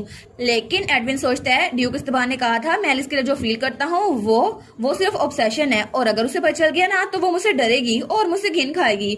लेकिन मैं एलिस के साथ ऐसा होता हुआ नहीं देख सकता। और तभी उसकी आंख खुलती है। वो कहता है क्या, मैं ख्वाब देख रहा था, और वो उठ के बैठ जाता है। और तभी एलिस वहां सोई हुई थी तो वो उसके पास आता है और तब उसके चेहरे पे हाथ लगाता है। वो सोचता है हाँ बिल्कुल, मैं जानता हूँ कि मेरी फीलिंग्स एलिस के लिए ऑब्सेशन ही है, लेकिन मैं मेक श्योर करूंगा कि कभी भी एलिस को पता ना चले। तो तभी एलिस वहां पे मुस्कुरा रही थी। वो कहती है वाह, इसका हाथ कितना ज्यादा गर्म है ना। तो एडविन कहता है मैं पूरा यकीन करूंगा कि तुम्हारी ये मुस्कुराहट कभी भी गायब ना हो, क्योंकि मैं हमेशा हमेशा तुम्हें प्रोटेक्ट करूंगा। और तब सीन चल होता है और हमें टाउन का सीन दिखा रहता है और रात का वक्त था। वहां से कोई आदमी गुजर रहा था और उसे चोगा पहना हुआ था, लेकिन तभी वो एक घर के सामने जाकर रुकता है और तभी वो वहां 3 बार दस्तक देता है और उसके हाथ में एक रिंग थी जो कि रेड कलर की थी। और तभी दरवाजा खुलता है और वो अंदर जाता है और वो था ड्यूक इस्तबान। तो तभी वहां पर कोई कहता है लगता है कि आप अपने कार्ड की रीडिंग के लिए आए हैं, फॉर्च्यून टेलिंग के लिए, है ना ड्यूक इस्तबान। और वहां पे ओफिलिया बैठी थी। तो ड्यूक इस्तबान अपना हुड पीछे करता कहता है हाँ बिल्कुल, मैं यहाँ पर इसीलिए आया हूँ। तो तुम कैसी हो। तो वो कहती है ना, मुझे लगा ही था तुम यहाँ पर आए हो। मैं तो ठीक हूँ, तुम बताओ तुम कैसे हो। वो कहता है बस कर दो मजाक करना स्टेला। लेकिन तभी स्टेला वो कहती है थोड़ा केयरफुल रहिएगा ड्यूक, क्योंकि इस वक्त मैं स्टेला नहीं, मैं ओफिलिया हूँ, आप समझ रहे हैं ना। और तब वो वहां बैठ गया था। वो कहता है मुझे फर्क नहीं पड़ता, मुझे बस ये बताना है कि हमें बैकअप प्लान शुरू करना होगा, क्योंकि हमारा पहला प्लान वो फेल हो चुका है, क्योंकि चीजें अब थोड़ी गैर आरामदा हो रही हैं। और तब वो कहता है मोर इम्पोर्टेंटली मेरा बेटा वो अपनी पावर को यूज कर सकता है, कहीं ऐसा तो नहीं कि उसका कर्ज खत्म हो गया है। तो फिलिया कहती है नहीं नहीं, ये पॉसिबल ही नहीं है, वो कर्ज तो बहुत ज्यादा इफेक्टिव है और वो तब तक खत्म नहीं हो सकता जब तक वो मर नहीं जाता। तो तब ड्यूक कहता है सच में, लेकिन उसने मुझे चोट पहुंचाई लेकिन उसको कुछ नहीं हुआ, क्या ये सच में ऐसा ही है। वो कहती है हाँ बिल्कुल, उसको भी तकलीफ हो रही होगी लेकिन वो जाहिर नहीं करता, लेकिन फिर भी तुम कितना क्रूर फादर हो ना। तो ड्यूक इस्तबान कहता है बस कर दो, मुझे लेक्चर देना बंद कर दो, तुम भी तो अपने फायदे के लिए मेरे साथ काम कर रही हो ना। लेकिन वो कहती है हाँ बिल्कुल, मैं अपने फायदे के लिए कर रही हूँ। वो कहता है अच्छा सच में, तो क्या सच में तुम्हें इससे फायदा होने वाला है। तो वो कहती है हाँ बिल्कुल, क्योंकि मुझे अब कुछ यूजफुल मिल गया है, कोई ऐसा इंसान जिसके पास डिवाइन पावर बहुत ज्यादा है, इवान एल्गर से भी ज्यादा, उसका भाई। और अब सारी चीजें अपनी जगह पर आ चुकी हैं और मुझे लगता है कि हम एलिमेंटल फेस्टिवल में ये सब कुछ खत्म कर सकते हैं, क्योंकि वो फेस्टिवल तो बहुत ज्यादा शानदार होने वाला है। और तब सीन चेंज होता है और हमें अगली सुबह का सीन दिखा रहता है और महल, और वहाँ पे हमारा मिकाइल और एलिस बैठे हुए थे और मिकाइल एलिस को चेक करता है। वो कहता है तुम तो डेफिनेटली ज्यादा हेल्थियर हो गई हो और अब लगता है कि तुम परफेक्टली नॉर्मल हो। वो कहती है सच में मैं बिल्कुल हेल्दी हो गई हूँ। तो वो कहते हैं हाँ हाँ बिल्कुल, ये जरूर उस बर्ड की वजह से हुआ होगा, लेकिन वो उसको खामोशी से देख रही थी। तो तभी उसके हाथ से वो बर्ड वो बाहर निकलने लगता है। तो वो बाहर निकलता है। वो कहता है हाँ हाँ मेरी वजह से तुम ठीक हो गई हो। वो कहती है हाँ थैंक यू सो मच। तो एलिस कहती है क्या अब मैं हॉर्स बैक राइडिंग कर सकती हूँ, क्योंकि मुझे बचपन से कभी भी ये करने की इजाजत नहीं मिली थी, क्योंकि मैं बहुत ज्यादा बीमार रहती थी ना। और वो बर्ड तो मिकाइल के सर पे बैठने लगता है। वो कहता है मुझे भूख लगी है ना, डिवाइन पावर दो मुझे। तो मिकाइल कुछ नहीं बोलता उसको। वो कहता है ठीक है, जब तक तुम जरा मेहनत नहीं करोगी तुम ये कर सकती हो। लेकिन मिकाइल कहता है केयरफुल रहना और जरा केयरफुल रहना और कोई हड्डी तोड़वा के ना आना मेरे पास। वो कहती है ठीक है एल, तो क्या तुम भी मेरे साथ सीखना चाहोगे। वो कहते हैं हाँ जब मुझे चांस मिला। वो कहती है क्यों, अभी क्यों नहीं। तो वो कहता है क्योंकि मैं तुम्हें छोड़ के जा रहा हूँ। तो हमारे लिए सोचती है क्या मिकाइल तुम ये कह रहे हो कि तुम इस दुनिया की चेन से आजाद होने वाले हो, चाहे तुम खुश हो या नहीं। वो कहती है तुम ऐसा कैसे कर सकते हो, मुझे छोड़ के कैसे जा सकते हो। वो कहता है ओरिजिनली मैं यहाँ पर तुम्हारी वजह से था, लेकिन अब तुम ठीक हो गई हो ना, तो मेरी यहाँ पे जरूरत ही नहीं है, अब मैं जा रहा हूँ। और उसके सर पे हाथ रखता है। वो कहता है तुम बिल्कुल ठीक हो एलिस, अब मैं जा सकता हूँ। तो वो कहती है नहीं नहीं मिकाइल, और उसको जोर से पकड़ लेती है। वो कहती है नहीं नहीं तुम कहीं नहीं जा सकते, आखिर तुम जा कहाँ पर हो। तो मिकाइल बेचारा वो तो ब्लश करने लग गया था। वो कहता है एलिस छोड़ो मुझे। वो कहता है तुम्हें क्या लगता है कहाँ जा रहा हूँ मैं, हॉस्पिटल जा रहा हूँ। अब तुम्हारा तो कोई काम रहा नहीं ना, तो हॉस्पिटल में बाकी मरीजों को ठीक करूंगा और मैं तुम्हें लेटर्स भी लिखा करूंगा। तो वो कहती है ठीक है लेटर्स का जवाब दे देना मेरे। वो कहता है हाँ हाँ मैं करूंगा। वो कहती है प्रॉमिस करते हो ना तुम। वो कहता है हाँ मैं प्रॉमिस करता हूँ। तो एलिस कहती है अच्छा कभी मैं बीमार पड़ गई तो क्या तुम मेरे पास आओगे। तो वो कहते हैं हाँ बिल्कुल, जब भी मुझे मौका मिला और जब भी तुम बीमार पड़ी मैं जरूर तुम्हारे पास आऊंगा और तुम बिल्कुल भी फिक्र ना करो, क्योंकि एलिस मैं तुम्हें कभी नहीं भूलने वाला। तो वो कहती है सच्ची, फिर मैं मेक श्योर करूंगी कि तुम्हें सर्विनेंस पे अच्छी मिले। वो कहता है ठीक है मैं रिफ्यूज नहीं करूंगा। और उसके बाद सीन शुरू होता है और हमें शाम का सीन दिखा रहता है, जहाँ पे कोई आदमी बहुत ज्यादा भाग रहा था और वो था हाई प्रीस्ट, जो कि झूठा था। और तभी कोई तीर आता है और उस हाई प्रीस्ट के लगता है, तो वो चिल्ला के जमीन पे गिर जाता है। वो कहता है क्या ये कैसे हो सकता है, तुम तो एक डीमन हो। और वहां पे हमारा एडविन आता है जो कि बहुत ज्यादा गुस्से में लग रहा था। वो कहता है माय लॉर्ड आखिर आप कैसे कर सकते हैं ये, मैं गैब्रिएल हूँ ड्यूक ज़बान का आदमी, मैं उनके कहने पे ये सब कुछ कर रहा था, आप अपने फादर की बात को कैसे टाल सकते हैं। तो एडविन कहता है अच्छा तुम एक ऐसे इंसान हो जो मेरे फादर की बात मानता है, लेकिन तुम गॉड की बात नहीं मानते, आखिर तुम जिंदा कैसे रह सकते हो। तो वो कहता है नहीं मैंने ये सब कुछ सिर्फ आपके लिए किया क्योंकि आपके फादर ने कहा था। तो एडविन कहता है अच्छा तो तुम्हें अब ड्यूक की ज़बान भी नहीं बचा सकता। और तब सीन शुरू होता है और हमें टेम्पल का सीन दिखा रहता है, जहाँ पे हमारा इवान और उसके साथ एक और हाई प्रीस्ट था। तो वो कहता है आज तो हमारी यंग लॉर्ड ने बहुत ज्यादा हेल्प की है, उन्होंने सब लोग को मार दिया जो हमारे खिलाफ थे और जो लोग यहाँ पर मुसीबत कायम कर रहे थे, और लगता है 3 दिन हो गए हैं और सारे मसले हल होते जा रहे हैं। तो इवान कहता है अच्छा ये तो ठीक हो रहा है, लेकिन उसका साथी कहता है लेकिन आखिर यंग ड्यूक हमारी हेल्प क्यों कर रहे हैं, टेम्पल की हेल्प वो करके क्या मिलेगा उनको। तो इवान कहता है वेल इसे गॉड की हेल्प समझो, क्योंकि वो ये सब कुछ हमारे लिए ही कर रहा है। तो वो कहता है सच में मैं इसको याद रखूंगा। लेकिन तभी वो दरवाजा खोल के अंदर आते हैं तो वहां पे कोई बैठा हुआ था। वो कहता है क्या आखिर कौन है यहाँ पर, हाई प्रीस्ट के कमरे में कौन है। लेकिन तभी वहां पर एडविन था। तो वो कहता है क्या यंग ड्यूक ऑफ इस्तान आप यहाँ पर क्या कर रहे हैं, आपका यहाँ पर आना मना है। लेकिन इवान कहता है कोई बात नहीं तुम जा सकते हो। वो कहता है लेकिन, तो हमारा इवान तो उसको हाथ से पकड़ के बाहर निकाल देता है। वो कहता है ठीक है मैंने कहा ना जाओ। वो कहता है अच्छा मैं जाता हूँ। और इसके बाद इवान वहां पर आया था। वो कहता है थैंक यू सो मच मेरी हेल्प करने के लिए, और टेम्पल अब बहुत ज्यादा स्टेबलाइज हो गया है। तो एडविन कहता है वैसे भी मैं टेम्पल के लिए नहीं कर रहा, मैं सिर्फ इसलिए कर रहा हूँ ताकि वो एलिस को हार्म ना पहुंचाए, और ये बात याद रखना मैं तुम्हारे लिए यहाँ पर नहीं आया, एलिस के लिए आया हूँ। तो इवान कहता है फिर भी थैंक यू सो मच, क्योंकि टेम्पल कभी भी लेडी एलिस को अपोज नहीं करेगा। तो तब एडविन खड़ा होता है। तो इवान कहता है 1 मिनट मुझे आपसे एक सवाल पूछना है। एडविन मुझे ये बताओ क्या तुम सच में किसी कर्ज के अंदर हो। तो वो कहता है क्या। तो इवान कहता है मुझे बताओ ये किस किस्म का कर्ज है और ये तुम पे किसने लगाया है। तो एडविन कहता है मैंने एक कर्ज वाला सीड खाया था और वो सीड मुझे खिलाया था मेरे फादर ने, ड्यूक इस्तान ने। जब मैं वार में जाने वाला था तब ड्यूक ने मुझे वो सीड दिया और उन्होंने कहा कि अगर मैं इसको खाऊंगा नहीं तो मैं एलिस के लिए कुछ नहीं कर पाऊंगा और मैं वार पे नहीं जा सकता। और तब मुझे मजबूरी में वो सीड खाना पड़ा, लेकिन उसकी वजह से मुझ पे कर्ज चढ़ गया, और अगर मैं ड्यूक को कोई भी नुकसान पहुंचाऊंगा तो उसका 10 गुना होकर मुझे नुकसान मिलेगा, और ये सब कुछ ये मुझ पर रेस्ट्रिक्शन थी। तो इवान कहता है सच में, लेकिन वो कर्स्ट एरिया वो कौन सा है। तो एडविन कहता है वो कर्स एरिया वो ये है। तो वो कहता है एडविन, लेकिन जब वो देखते हैं तो उसके पूरे के पूरे सीने पर ब्लैक एनर्जी थी और वहीं पे कर्स था। तो इवान कहता है ओह नो, ये तो बहुत ज्यादा है, लेकिन क्या तुम मुझे डिटेल में बता सकते हो ताकि मैं तुम्हारी हेल्प करूं। और तब सीन चल होता है और हमें हमारी एलिस लाइब्रेरी में दिखा जाती है। उसके पास तो बहुत सारी बुक्स पड़ी हुई थी। तभी वहाँ पे एडविन आता है। वो कहती है एडविन तुम आ गए। तो वो कहता है हाँ तुम क्या पढ़ रही थी। वो कहती है हाँ मैंने तो क्राउन प्रिंस बनने के लिए बहुत सारी तैयारी करनी है, इसलिए मैं मेहनत कर रही हूँ। वो कहता है सच में तुम ये सब कुछ पढ़ने वाली हो, ये कुछ ज्यादा नहीं है। वो कहती है क्योंकि ये मेरी ड्यूटी है ना, मुझे बहुत कुछ सीखना है इसलिए। तो वो कहता है लेकिन तुमने अपनी एबिलिटी शो तो कर ली, फिर भी तुम इतना बिजी हो। तो वो कहती है मेरे मुकाबले में मेरे फादर हिज मैजेस्टी तो बहुत ही ज्यादा बिजी हैं, मैं तो बस आराम से बुक्स पढ़ रही हूँ। लेकिन वो सोचती है क्या सच में मैं इसको हैंडल कर सकती हूँ प्रिंसेस की पोजीशन को, क्योंकि मुझे नहीं लगता मैं इसको हैंडल कर सकती हूँ। तो एडविन कहता है तुम करना चाहो तो तुम कर सकती हो। तो वो बड़ी मेहनत से पढ़ने लग जाती है। वो कहती है ठीक है मुझे बुक्स पढ़नी है। लेकिन तभी एडमिन उसके सर पे हाथ रखता है। वो कहता है तुम्हें बुखार तो नहीं है ना। वो कहती है नहीं, उस स्पिरिट ने मेरी बहुत ज्यादा हेल्प की थी तो अब मैं बिल्कुल हेल्दी हूँ, अब तुम फिक्र ना करो। तो तब उसके बालों को टच करता है। वो कहता है वेल अगर तुम्हें किसी से कुछ सीखना हो तो मुझे बता देना, वैसे भी तुम्हें किसी से फेंसिंग सीखनी थी ना और हॉर्स राइडिंग, अगर कहो तो मैं तुम्हारी टीचर अरेंज करवा दूंगा, तुम चेस्टर को भी ले सकती हो। वो कहती है सच में चेस्टर वो ठीक रहेगा, और वो तो तुम्हारा राइट हैंड मैन है ना, वो मेरा टीचर बनके कैसा रहेगा। तो एडमिन कहता है उसको जितना यूज करना है कर लो। तो चेस्टर कहता है क्या मैं इतना फ्री हूँ। तो हमारी कहती है थैंक यू एडमिन, तुम मेरी बहुत ज्यादा हेल्प करते हो। तो एडमिन कहता है एलिस क्या तुम सच में क्राउन प्रिंसेस बनना चाहती हो। वो कहती है क्या मैं बनना चाहती हूँ। तो तब उसके हाथ पे रखता है और कहता है अगर तुम्हारे लिए ये क्राउन प्रिंसेस बनना बहुत ज्यादा मुश्किल है तो तुम रुक सकती हो, अगर तुम्हें ये नहीं करना तो मैं तुम्हारे लिए कुछ भी कर सकता हूँ, तुम एक बार मुझे कहो। तो वो कहती है क्या, लेकिन वो कहती है आखिर एडविन ये सब कुछ तुम मेरे लिए क्यों करोगे। तो एडविन कहता है क्योंकि मैं चाहता हूँ कि तुम मुझे कोई ऐसा समझो जिसकी तुम्हें जरूरत पड़ सके। तो वो कहती है क्या। तो वो कहता है ताकि तुम कभी भी मुझे छोड़ के ना जा सको, और अगर तुम्हें कभी भी किसी की जरूरत हो तो मैं पहला इंसान हूँ जिसकी तरफ तुम अप्रोच करो, और मुझे ऐसा ही लगता है। तो एलिस कहती है क्या। वो कहता है एलिस तुम्हारी हार्ट बीट इतनी ज्यादा फास्ट क्यों हो गई है। वो कहती है नहीं कुछ नहीं हुआ, इग्नोर कर दो इसको।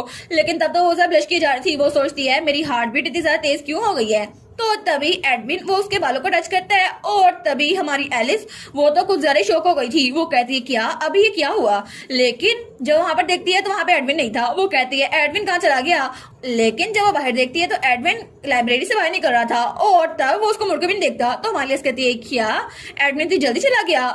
और तब सीन चल होता है और हमें अगले सुबह का सीन दिखा रहता है, और एलिस बेचारी वो तो अभी तक जगी हुई थी। वो सोचती है मैं पूरी रात सो नहीं सकी, और तब उठ के बैठती है। वो सोचती है आखिर मेरे दिमाग में इतनी सारी चीजें क्यों चल रही थी। मुझे पक्का यकीन है कि कल जो सेंसेशन मैंने फील की थी ना, एडविन ने मेरे फोरहेड पे किस किया था। लेकिन वो सोचती है मेरी मेमोरीज जो पास्ट में है उसने मेरी एबिलिटी से बहुत ज्यादा असर डाला है, और मुझे लगा था कि नावल के अंदर की दुनिया है। लेकिन एडविन सच में मिकाएल को पसंद नहीं करता, तो क्या इसका मतलब है कि वो मुझे पसंद करता है ना। और वो तो बहुत ज्यादा फ्रस्ट्रेट हो गई थी। लेकिन तब वो कहती है नहीं ऐसा नहीं हो सकता, वो मिकाएल को पसंद करता है। ऑफ कोर्स ऐसा ही है, मैं कोई फीमेल लीड थोड़ी ना हूँ, और ऐसा हो ही नहीं सकता कि एडविन मुझे पसंद करे। हमें डेली मेली दिखाई जाती है जो कि हमारी हीरोइन की बेकरी थी, और तब वो विग पहनकर वहां पर आई थी चेस्टर के साथ। तो वो सोचती है यहाँ पर तो बहुत सारे लोग हैं ना। तो चेस्टर सोचता है आज तो कस्टमर कुछ ज्यादा ही हो गए ना, लगता है ये पूरे टाउन में इकलौती बेकरी है। वो कहती है हाँ अभी कुछ महीने ही हुए हैं ना, सबको पता चल गया मैं एक प्रिंसेस हूँ और ये बेकरी प्रिंसेस चला रही है, तो मुझे लगता है कि मुझे इसकी ब्रांचेस भी खोलनी चाहिए, मेरे पास तो पैसा ही पैसा होगा। वो कहता है ठीक है तो मैं आपके साथ रहूंगा, ठीक है मुझे भी थोड़ा फायदा दीजिएगा। वो कहती है ठीक है मैं 5वीं ब्रांच खोलने का सोच ही रही हूँ। तो तभी वो वहां जाती है तो वहां पर बहुत सारे कस्टमर थे। तो तब सबको तो तारीफे का था, सच में ये बेकरी प्रिंसेस की है, कितनी स्वीट है ना, यहाँ पे इतने सारे लोग हैं लेकिन सबके लिए ब्रेड है। तो हमारी हीरोइन तो बड़ी खुश हो गई थी। तो चेस्टर कहता है लगता है कि आपका प्रिंसेस होना इस बेकरी को प्रमोट कर रहा है। तो तभी वहां पर उसकी शेफ आती है। वो कहती है बॉस आप आ गई। वो कहती है डैनी। तो वो कहती है जी आपकी वजह से यहाँ पर बहुत ज्यादा चीजें बिक रही हैं। तो तभी वहां पर रेचल आई थी। वो कहती है कितने दिनों बाद मिलना हुआ ना। तो हमारी कहती है रेचल क्या तुम भी यहाँ पे ब्रेड लेने के लिए आई हो। वो कहती है ऑफ कोर्स, और ये बड़ा मजा आता है कि मैं खुद जाके चुनूं, वैसे भी तुमसे मिलकर बहुत ज्यादा अच्छा लगा एलिस। तो वो कहती है मैं भी तुमसे मिलकर बहुत ज्यादा खुश हूँ रेचल। और वो कहती है हाँ एलिस मेरी प्यारी एलिस, मुझे भी तुमसे मिलकर बड़ी खुशी हुई है। तो पीछे से शेफ और चेस्टर कहते हैं लगता है कि ये लोग पागल हो गई हैं। तो तभी रेचल कहती है लेकिन एलिस तुम्हारी कॉम्प्लेक्शन तो कुछ पेल बढ़ गई है, क्या तुम ठीक हो। वो कहती है हाँ बस मैं कल रात सो नहीं पाई। तो वो कहती है क्या हुआ तुम्हें। वो कहती है क्या कोई चीज तुम्हें तंग कर रही है, अगर हो तो मुझे बताओ। वो कहती है हाँ थोड़ी सी चीज तंग कर रही है। तो रेचल कहती है क्या तुम्हें कोई मसला है। तो तब उसका हाथ पकड़ती है, कहती है ठीक है हमें कहीं और जाके बात करनी चाहिए। वो कहती है रेचल। तो चेस्टर कहता है आप लोग कहाँ जा रहे हैं। तो रेचल कहती है हमें आपस में इकट्ठे बात करनी है क्योंकि ये लड़कियों की बातें हैं, तुम दरमियान में ना बोलो। तो वो कहती है नहीं नहीं ऐसी कोई बात नहीं है। और उसके बाद चेस्टर और रेचल का गार्ड वहाँ बाहर खड़े थे और रेचल और हमारी एलिस अंदर थी और हमारी एलिस ने अपनी विग भी उतार दी थी। वो कहती है ठीक है अब मुझे बताओ तुम्हें कौन सी चीज तंग करी है योर हाइनेस। वो कहती है वेल रेचल आखिर एक लड़का और लड़की के जरा करीब होते हैं कि वो किस कर सकते हैं। वो कहती है क्या किस कहाँ पे की थी। वो कहती है कुछ नहीं फोरहेड पे की थी और कुछ नहीं। वो कहती है अच्छा फोरहेड किस तो बहुत ज्यादा इनोसेंट होती है। तो वो कहती है हाँ फिर भी कोई इंसान दूसरे को कितना ज्यादा क्लोज समझ सकता है कि उसके फोरहेड पे किस करे। तो रेचल कहती है मुझे नहीं लगता वो तुम्हें स्पेशल समझता है क्योंकि असल में फैमिली में तो सब ऐसे ही करते हैं ना, और वैसे भी सबको पता है कि यंग ड्यूक आपको पसंद करते हैं। वो कहती है नहीं मैं एडविन की बात नहीं कर रही थी, ये मेरे बारे में नहीं है, ये किसी और के बारे में है। तो रेचल कहती है अच्छा किसी और के बारे में है। तो उसको घूर के देखती है।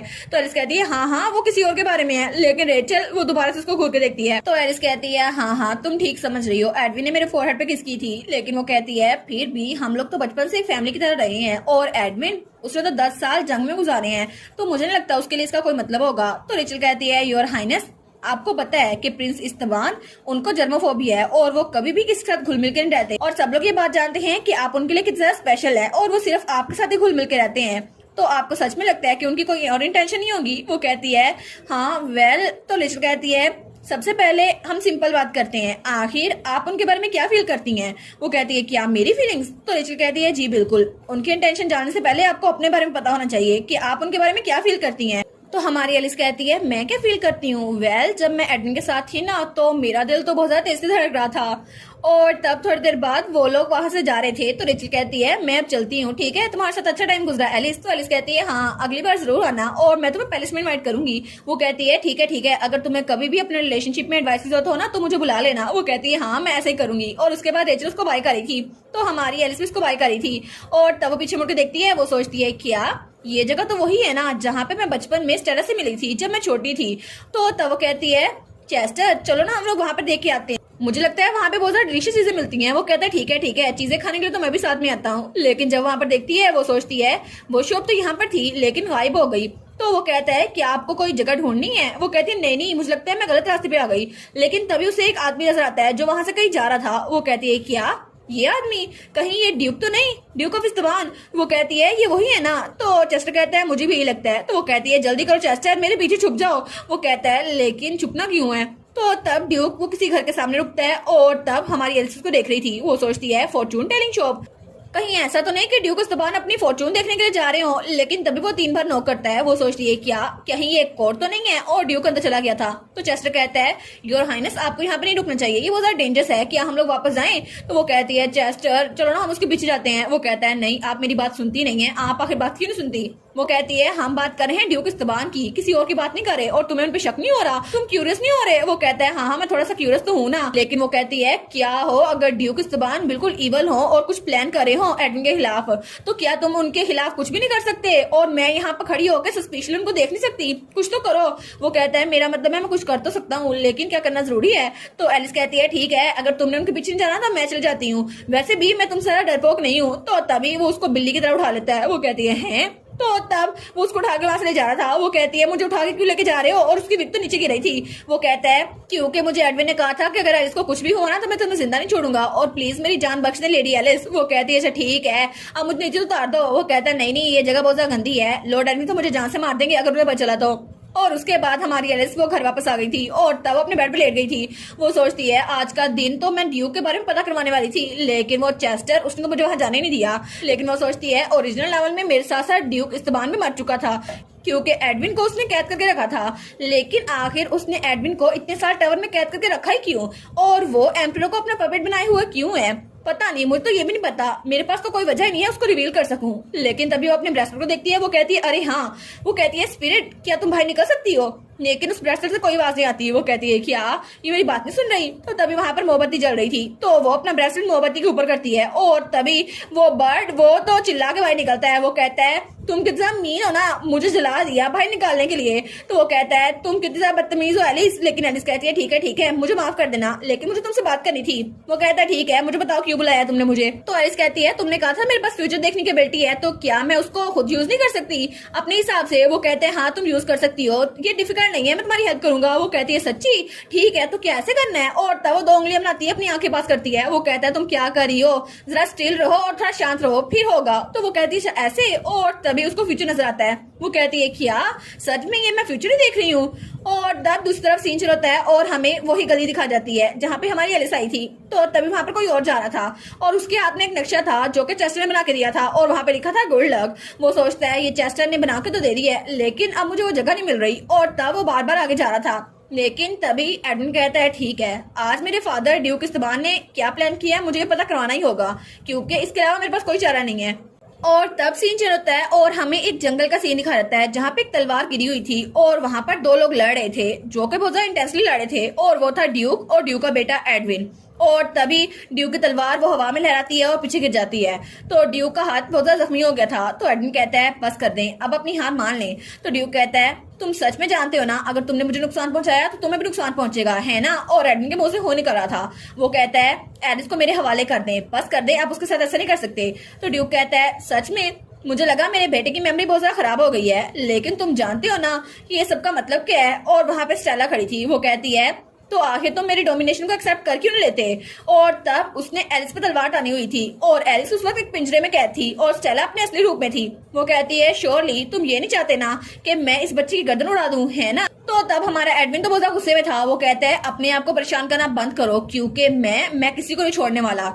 और तब उसकी एनर्जी इर्द गिर्द फैल रही थी और हर चीज वो हवा में उड़ रही थी। तो ड्यूक कहता है नहीं ऐसा नहीं हो सकता, अगर तुमने मुझे मार दिया तो तुम भी नहीं बचोगे, तुम ये बात जानते हो। लेकिन स्टेला कहती है नहीं ये बात सेंस नहीं बनाती, आखिर तुम ऐसा कैसे कर सकते हो? तो ड्यूक इस बार वो भी गायब हो रहा था। वो कहता है तुम बेवकूफ, तुम अपनी जान भी गवाओगे। लेकिन तभी एडविन वो एलिस के पास आता है और उसके पास जो पिंजरा था वो कहता है यही बेस्ट है। तो एलिस कहती है नहीं। तो तभी वो उस पिंजरे को हाथ लगाता है और वो भी हवा में गायब हो गया था। और तब हमारी एलिस कहती है एडविन प्लीज तुम ऐसा नहीं कर सकते। तो एडविन कहता है मैं कभी भी एलिस को खतरे में नहीं देख सकता।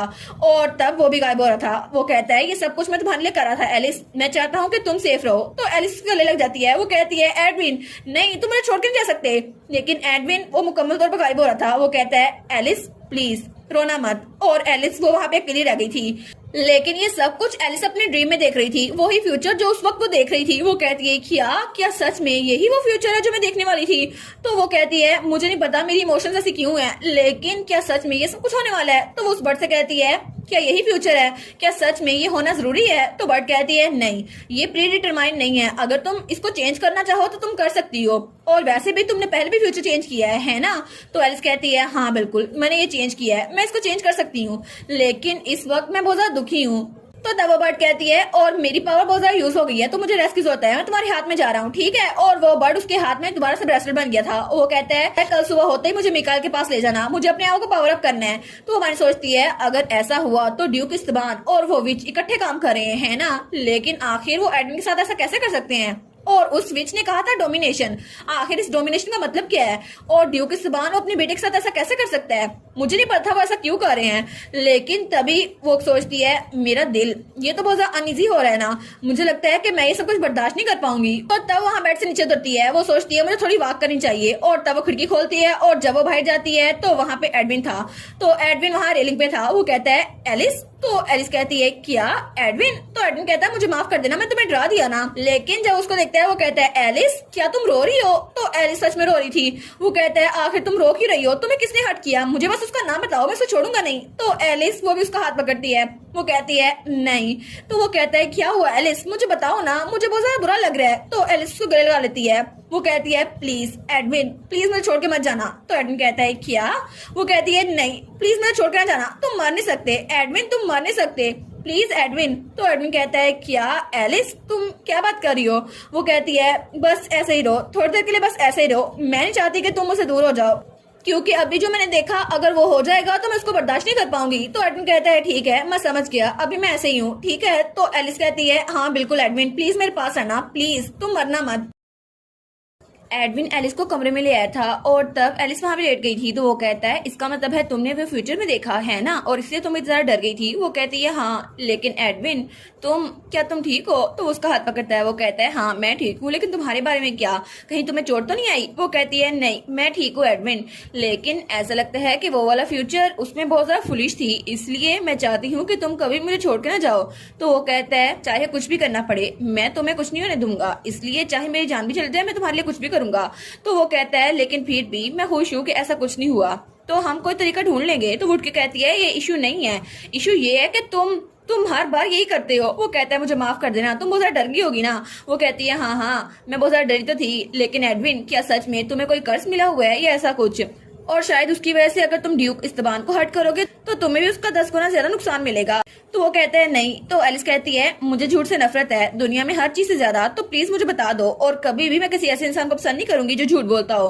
वो कहता है टू बी एग्जैक्ट मुझे कर्ज दिया गया, और ये इसलिए कि मैं हेड ऑफ हाउस होल्ड यानी कि ड्यूक इस्तबान मेरे फादर को नुकसान ना पहुंचा पाऊं, और अगर मैंने डायरेक्टली उनको कुछ किया तो वापसी भी मुझे 10 गुना ज्यादा नुकसान मिलेगा। तो एलिस कहती है क्या तुम्हें पता है कि इसको सोल्व कैसे करना है? वो कहता है ड्यूक को मरना ही होगा, और अगर मैंने उसको मारने की कोशिश की तो मैं भी मर जाऊंगा, लेकिन अगर ड्यूक किसी और तरीके से मर गया तो फिर मुझे कुछ नहीं हो सकता। तो एलिस कहती है और ये सब कुछ कब से चल रहा है ये कर्ज वाला सिस्टम? तो वो कहता है 10 साल पहले से, जब मैं जंग में गया था ना उससे पहले मैंने वो सीड खाया था जिसके जरिए मुझे कर्ज मिला था, और उसकी वजह मैं तुम्हें नहीं बता सकता। तो एलिस कहती है क्यों, देखो तुम फिर से वही कर रहे हो। वो कहता है वो भी मैं तुम्हें नहीं बता सकता ना। वो कहती है ठीक है मत बताओ, लेकिन अगर तुम्हें कभी भी मुझे कुछ बताना हो तो प्लीज मेक श्योर करना मुझे बता देना। तो तब वो कहती है एडविन? वो कहता है हाँ। तो वो कहती है क्या तुम मुझे गले लगा सकते हो पहले की तरह? और तब उसके हाथ कांप रहे थे। वो कहती है क्योंकि अभी भी वो सीन मेरी आंखों के सामने है और मैं तुम्हें खोना नहीं चाहती इसलिए। तो एडविन वो भी बेड पे उसके साथ लेट गया था। वो कहता है ठीक है एलिस, और एलिस की आंखों में आंसू आ रहे थे। वो कहता है एलिस क्या आज रात मैं यहीं पर रुक सकता हूँ, यहाँ पर इकट्ठे, जैसे हम बचपन में इकट्ठे सोए थे ना बिल्कुल वैसे ही। तो वो कहती है ठीक है, और तब वो लोग आराम से वहां पे लेट गए थे, और एलिस सोचती है ठीक है कोई बात नहीं, एडविन मेरे साथ है उसको कुछ नहीं होगा। और तब जब वो सो चुकी थी तो एडविन कहता है मैं तुम्हें बहुत ज्यादा पसंद करता हूँ एलिस।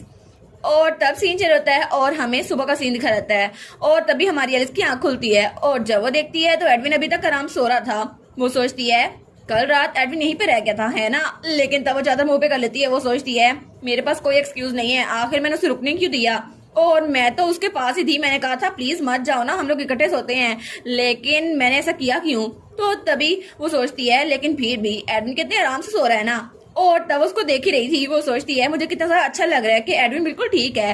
तभी वहां बाहर से आवाज आती है योर हाइनेस आपके उठने का टाइम हो गया है। तो वो कहती है क्या मेड आ भी गई?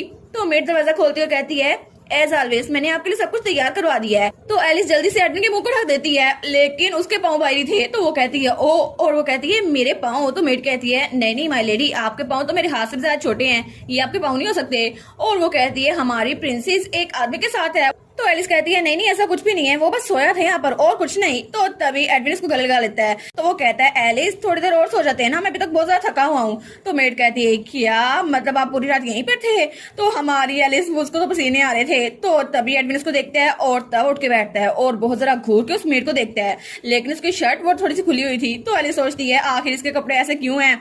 तो मेड कहती है लॉर्ड इस्तबान आप है। तो वो जल्दी से वहां से भाग जाती है। वो कहती है मैं अब चलती हूँ। तो हमारी एलिस वो कहती है नहीं ये मिसअंडरस्टैंडिंग थी, लेकिन उसने तो उसकी बात सुनी नहीं थी और एलिस पत्थर की बन चुकी थी। तो एडविन कहता है तुम्हें अच्छे से नींद आई? आखिर क्या हो रहा है, क्या कुछ हुआ है? वो कहती है मेड ने हमें देख लिया, लेकिन ऐसे क्यों? तो वो कहता है फिर क्या हुआ? तो वो कहती है वो सोच रही होगी कि मैंने तुम्हें यहाँ पर जानबूझ के रोका है और तुम तो बेचारे मासूम से हो, और उससे तो यही लग रहा होगा ना, लेकिन अगर ये मिसअंडरस्टैंडिंग भर गई ना तो इसको क्लियर करना मुश्किल हो जाएगा। तो एडविन कहता है अच्छा तो हम इसको क्लियर नहीं करते। वो कहती है क्या? वो कहते हैं हम इसको ठीक साबित कर देते हैं ना। तो वो कहती है क्या? और तब उसको देखती है तो एडविन तो बड़े आराम से स्माइल कर रहा था। वो कहती है मेरा मतलब है मुझे ऐसे तंग करना बंद करो एडविन। और उसके थोड़ी देर बाद वहां पर जो नाश्ता पड़ा हुआ था वो आराम से बेड पे खा रहे थे।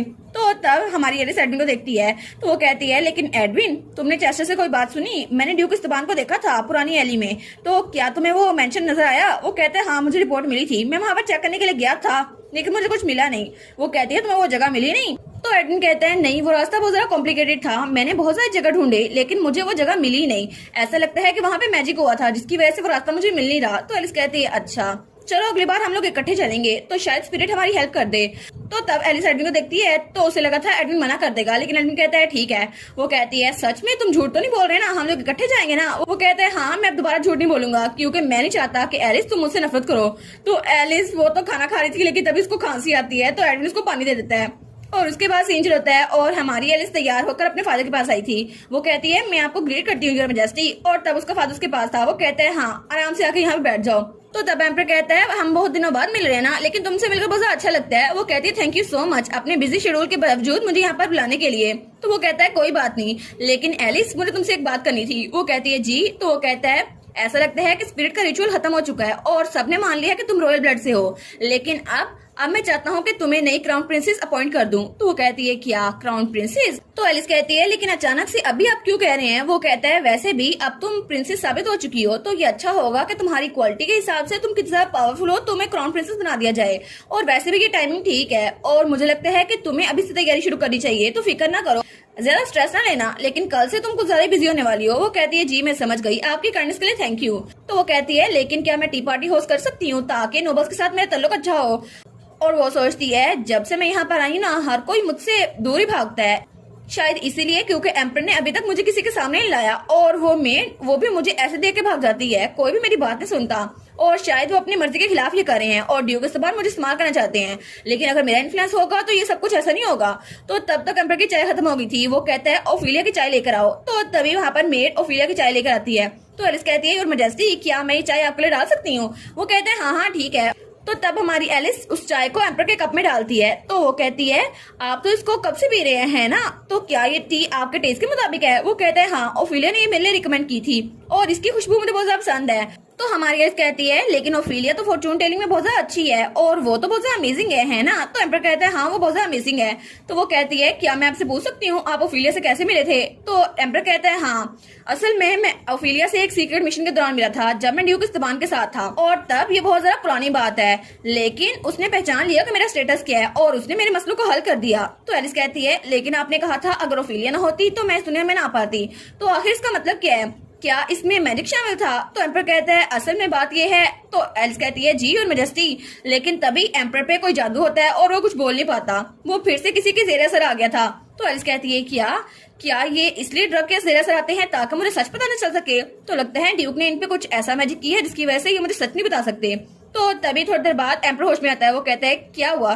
तो वो कहती है आप ठीक तो है ना? वो कहते हैं हाँ मैं ठीक हूँ। तो एलिस कहती है ऐसा लगता है आप थोड़ी देर के लिए अनकॉन्शियस हो गए थे और आपकी कॉम्प्लेक्शन थोड़ी ठीक नहीं लग रही। वो कहता है हाँ वैसे भी मेरे पास रेस्ट करने का टाइम नहीं है और आजकल तो मुझे चक्कर भी बहुत आते हैं। तो वो कहता है ठीक है मैं तुम्हें बाद में मिला लूंगा, तो अभी तुम चले जाओ। वो कहती है जी और मैजेस्टी। और तब वो दरवाजे की तरफ बढ़ रही थी, लेकिन तभी एम्पर उसको बुलाता है एलिजाबेथ। तो वो कहती है जी। तो वो कहता है कभी कभी मुझे ऐसा लगता है मैं बहुत ज्यादा पटैती हूँ है ना? तो एलिस कहती है नहीं बिल्कुल भी नहीं, मुझे ऐसा नहीं लगता है मैजेस्टी। तो वो कहता है अच्छा, लेकिन मुझे लगता है कि एक लीडर को कभी भी ऐसा नहीं होना चाहिए जैसा मैं हूँ, लेकिन फिर भी ये इम्पॉसिबल है कि मेरे जैसा कोई अगर वीक हो गया तो उसको एम्पायर संभालने के लिए दिया जाए। और वैसे भी लोग हमारी ताक में रहते हैं कि हमसे हमारा एम्पायर छीन ले, और अगर तुम वीक पड़ गई ना तो वो तुम्हारे साथ भी ऐसा ही करेंगे, इसलिए कभी भी वीक ना पड़ना है एलिस। वो कहती है जी और मैजेस्टी, मैं ये बात अपने दिमाग में रखूंगी। और वो सोचती है मुझे पता नहीं है मुझे क्यों बता रहे हैं, लेकिन फिर भी मुझे बहुत ज्यादा बुरा लग रहा है। और तब वो हालवे में आ गई थी। तो तभी बटलर उसके पास आता है। वो कहता है प्रिंसेस, असल में कल से आपका शेड्यूल बहुत ज्यादा टाइट होने वाला है, तो एम्पर ने मुझे बोला था कि टी पार्टी अरेंज करूं, तो आप मुझे बता दीजिएगा, मैं आपकी हेल्प करूंगा। वो कहती है ठीक है। और तब सीन चल होता है और हमें एक और जगह दिखाई जाती है जो कि हमारे मिकाइल का हॉस्पिटल था और वहाँ पे एक बच्चा और उसकी माँ जाते हैं। वो कहते हैं थैंक यू सो मच हमारा इलाज करने के लिए। तो हमारा मिकाइल कहता है कोई बात नहीं, आपको अगर दोबारा जरूरत पड़े तो यहाँ पर आ जाइएगा।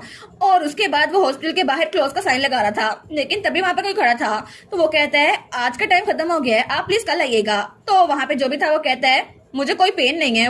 तो मिकाइल कहता है क्या फिर क्या मसला है? तो इंसान कहता है मैं यहाँ पर अपने दोस्त से मिलने के लिए आई हूँ। तो वो कहता है क्या एलिस? और वहाँ पे एलिस खड़ी थी जो कि मिकाइल से मिलने के लिए आई थी। तो तब उसको अंदर ले आया था। वो कहती है वाह ये जगह तो बहुत अच्छी बन गई है, ये हॉस्पिटल तो बड़ा अच्छा लग रहा है। वो कहता है ना, क्योंकि यहाँ पे मैं इकलौता डॉक्टर हूँ, लेकिन फिर भी देखो ना ये जगह अच्छे से सेट हो गई है। वो कहती है सच में ये जगह तुमने अकेले बनाई है? वो कहता है हाँ मुझे सर्विस पे तुमने तो दी थी ना, बड़ा फायदा हो गया है, अब देखो ना मेरे पास कितनी सारी चीजें हैं। वो कहती है अच्छा ठीक है, तो फिर मुझे बताओ ना अगर कोई और चीज आई हो तो मैं दे दूंगी, वैसे भी अब तो मैं प्रिंसेस बन गई हूँ। वो कहता है तुम क्या बात कर रही हो, लेकिन तभी वहां पर एक और लड़का आता है। वो कहता है, हे मिकाइल, मैंने अपना सारा काम खत्म कर लिया जो तुमने मुझे कहा था। वो कहता है, ठीक है, अगर तुमने काम कर लिया है तो घर चले जाओ।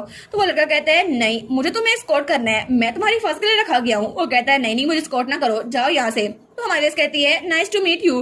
वो कहती है, मिकाइल, ये इंसान कौन है, क्या ये तुम्हारा दोस्त है?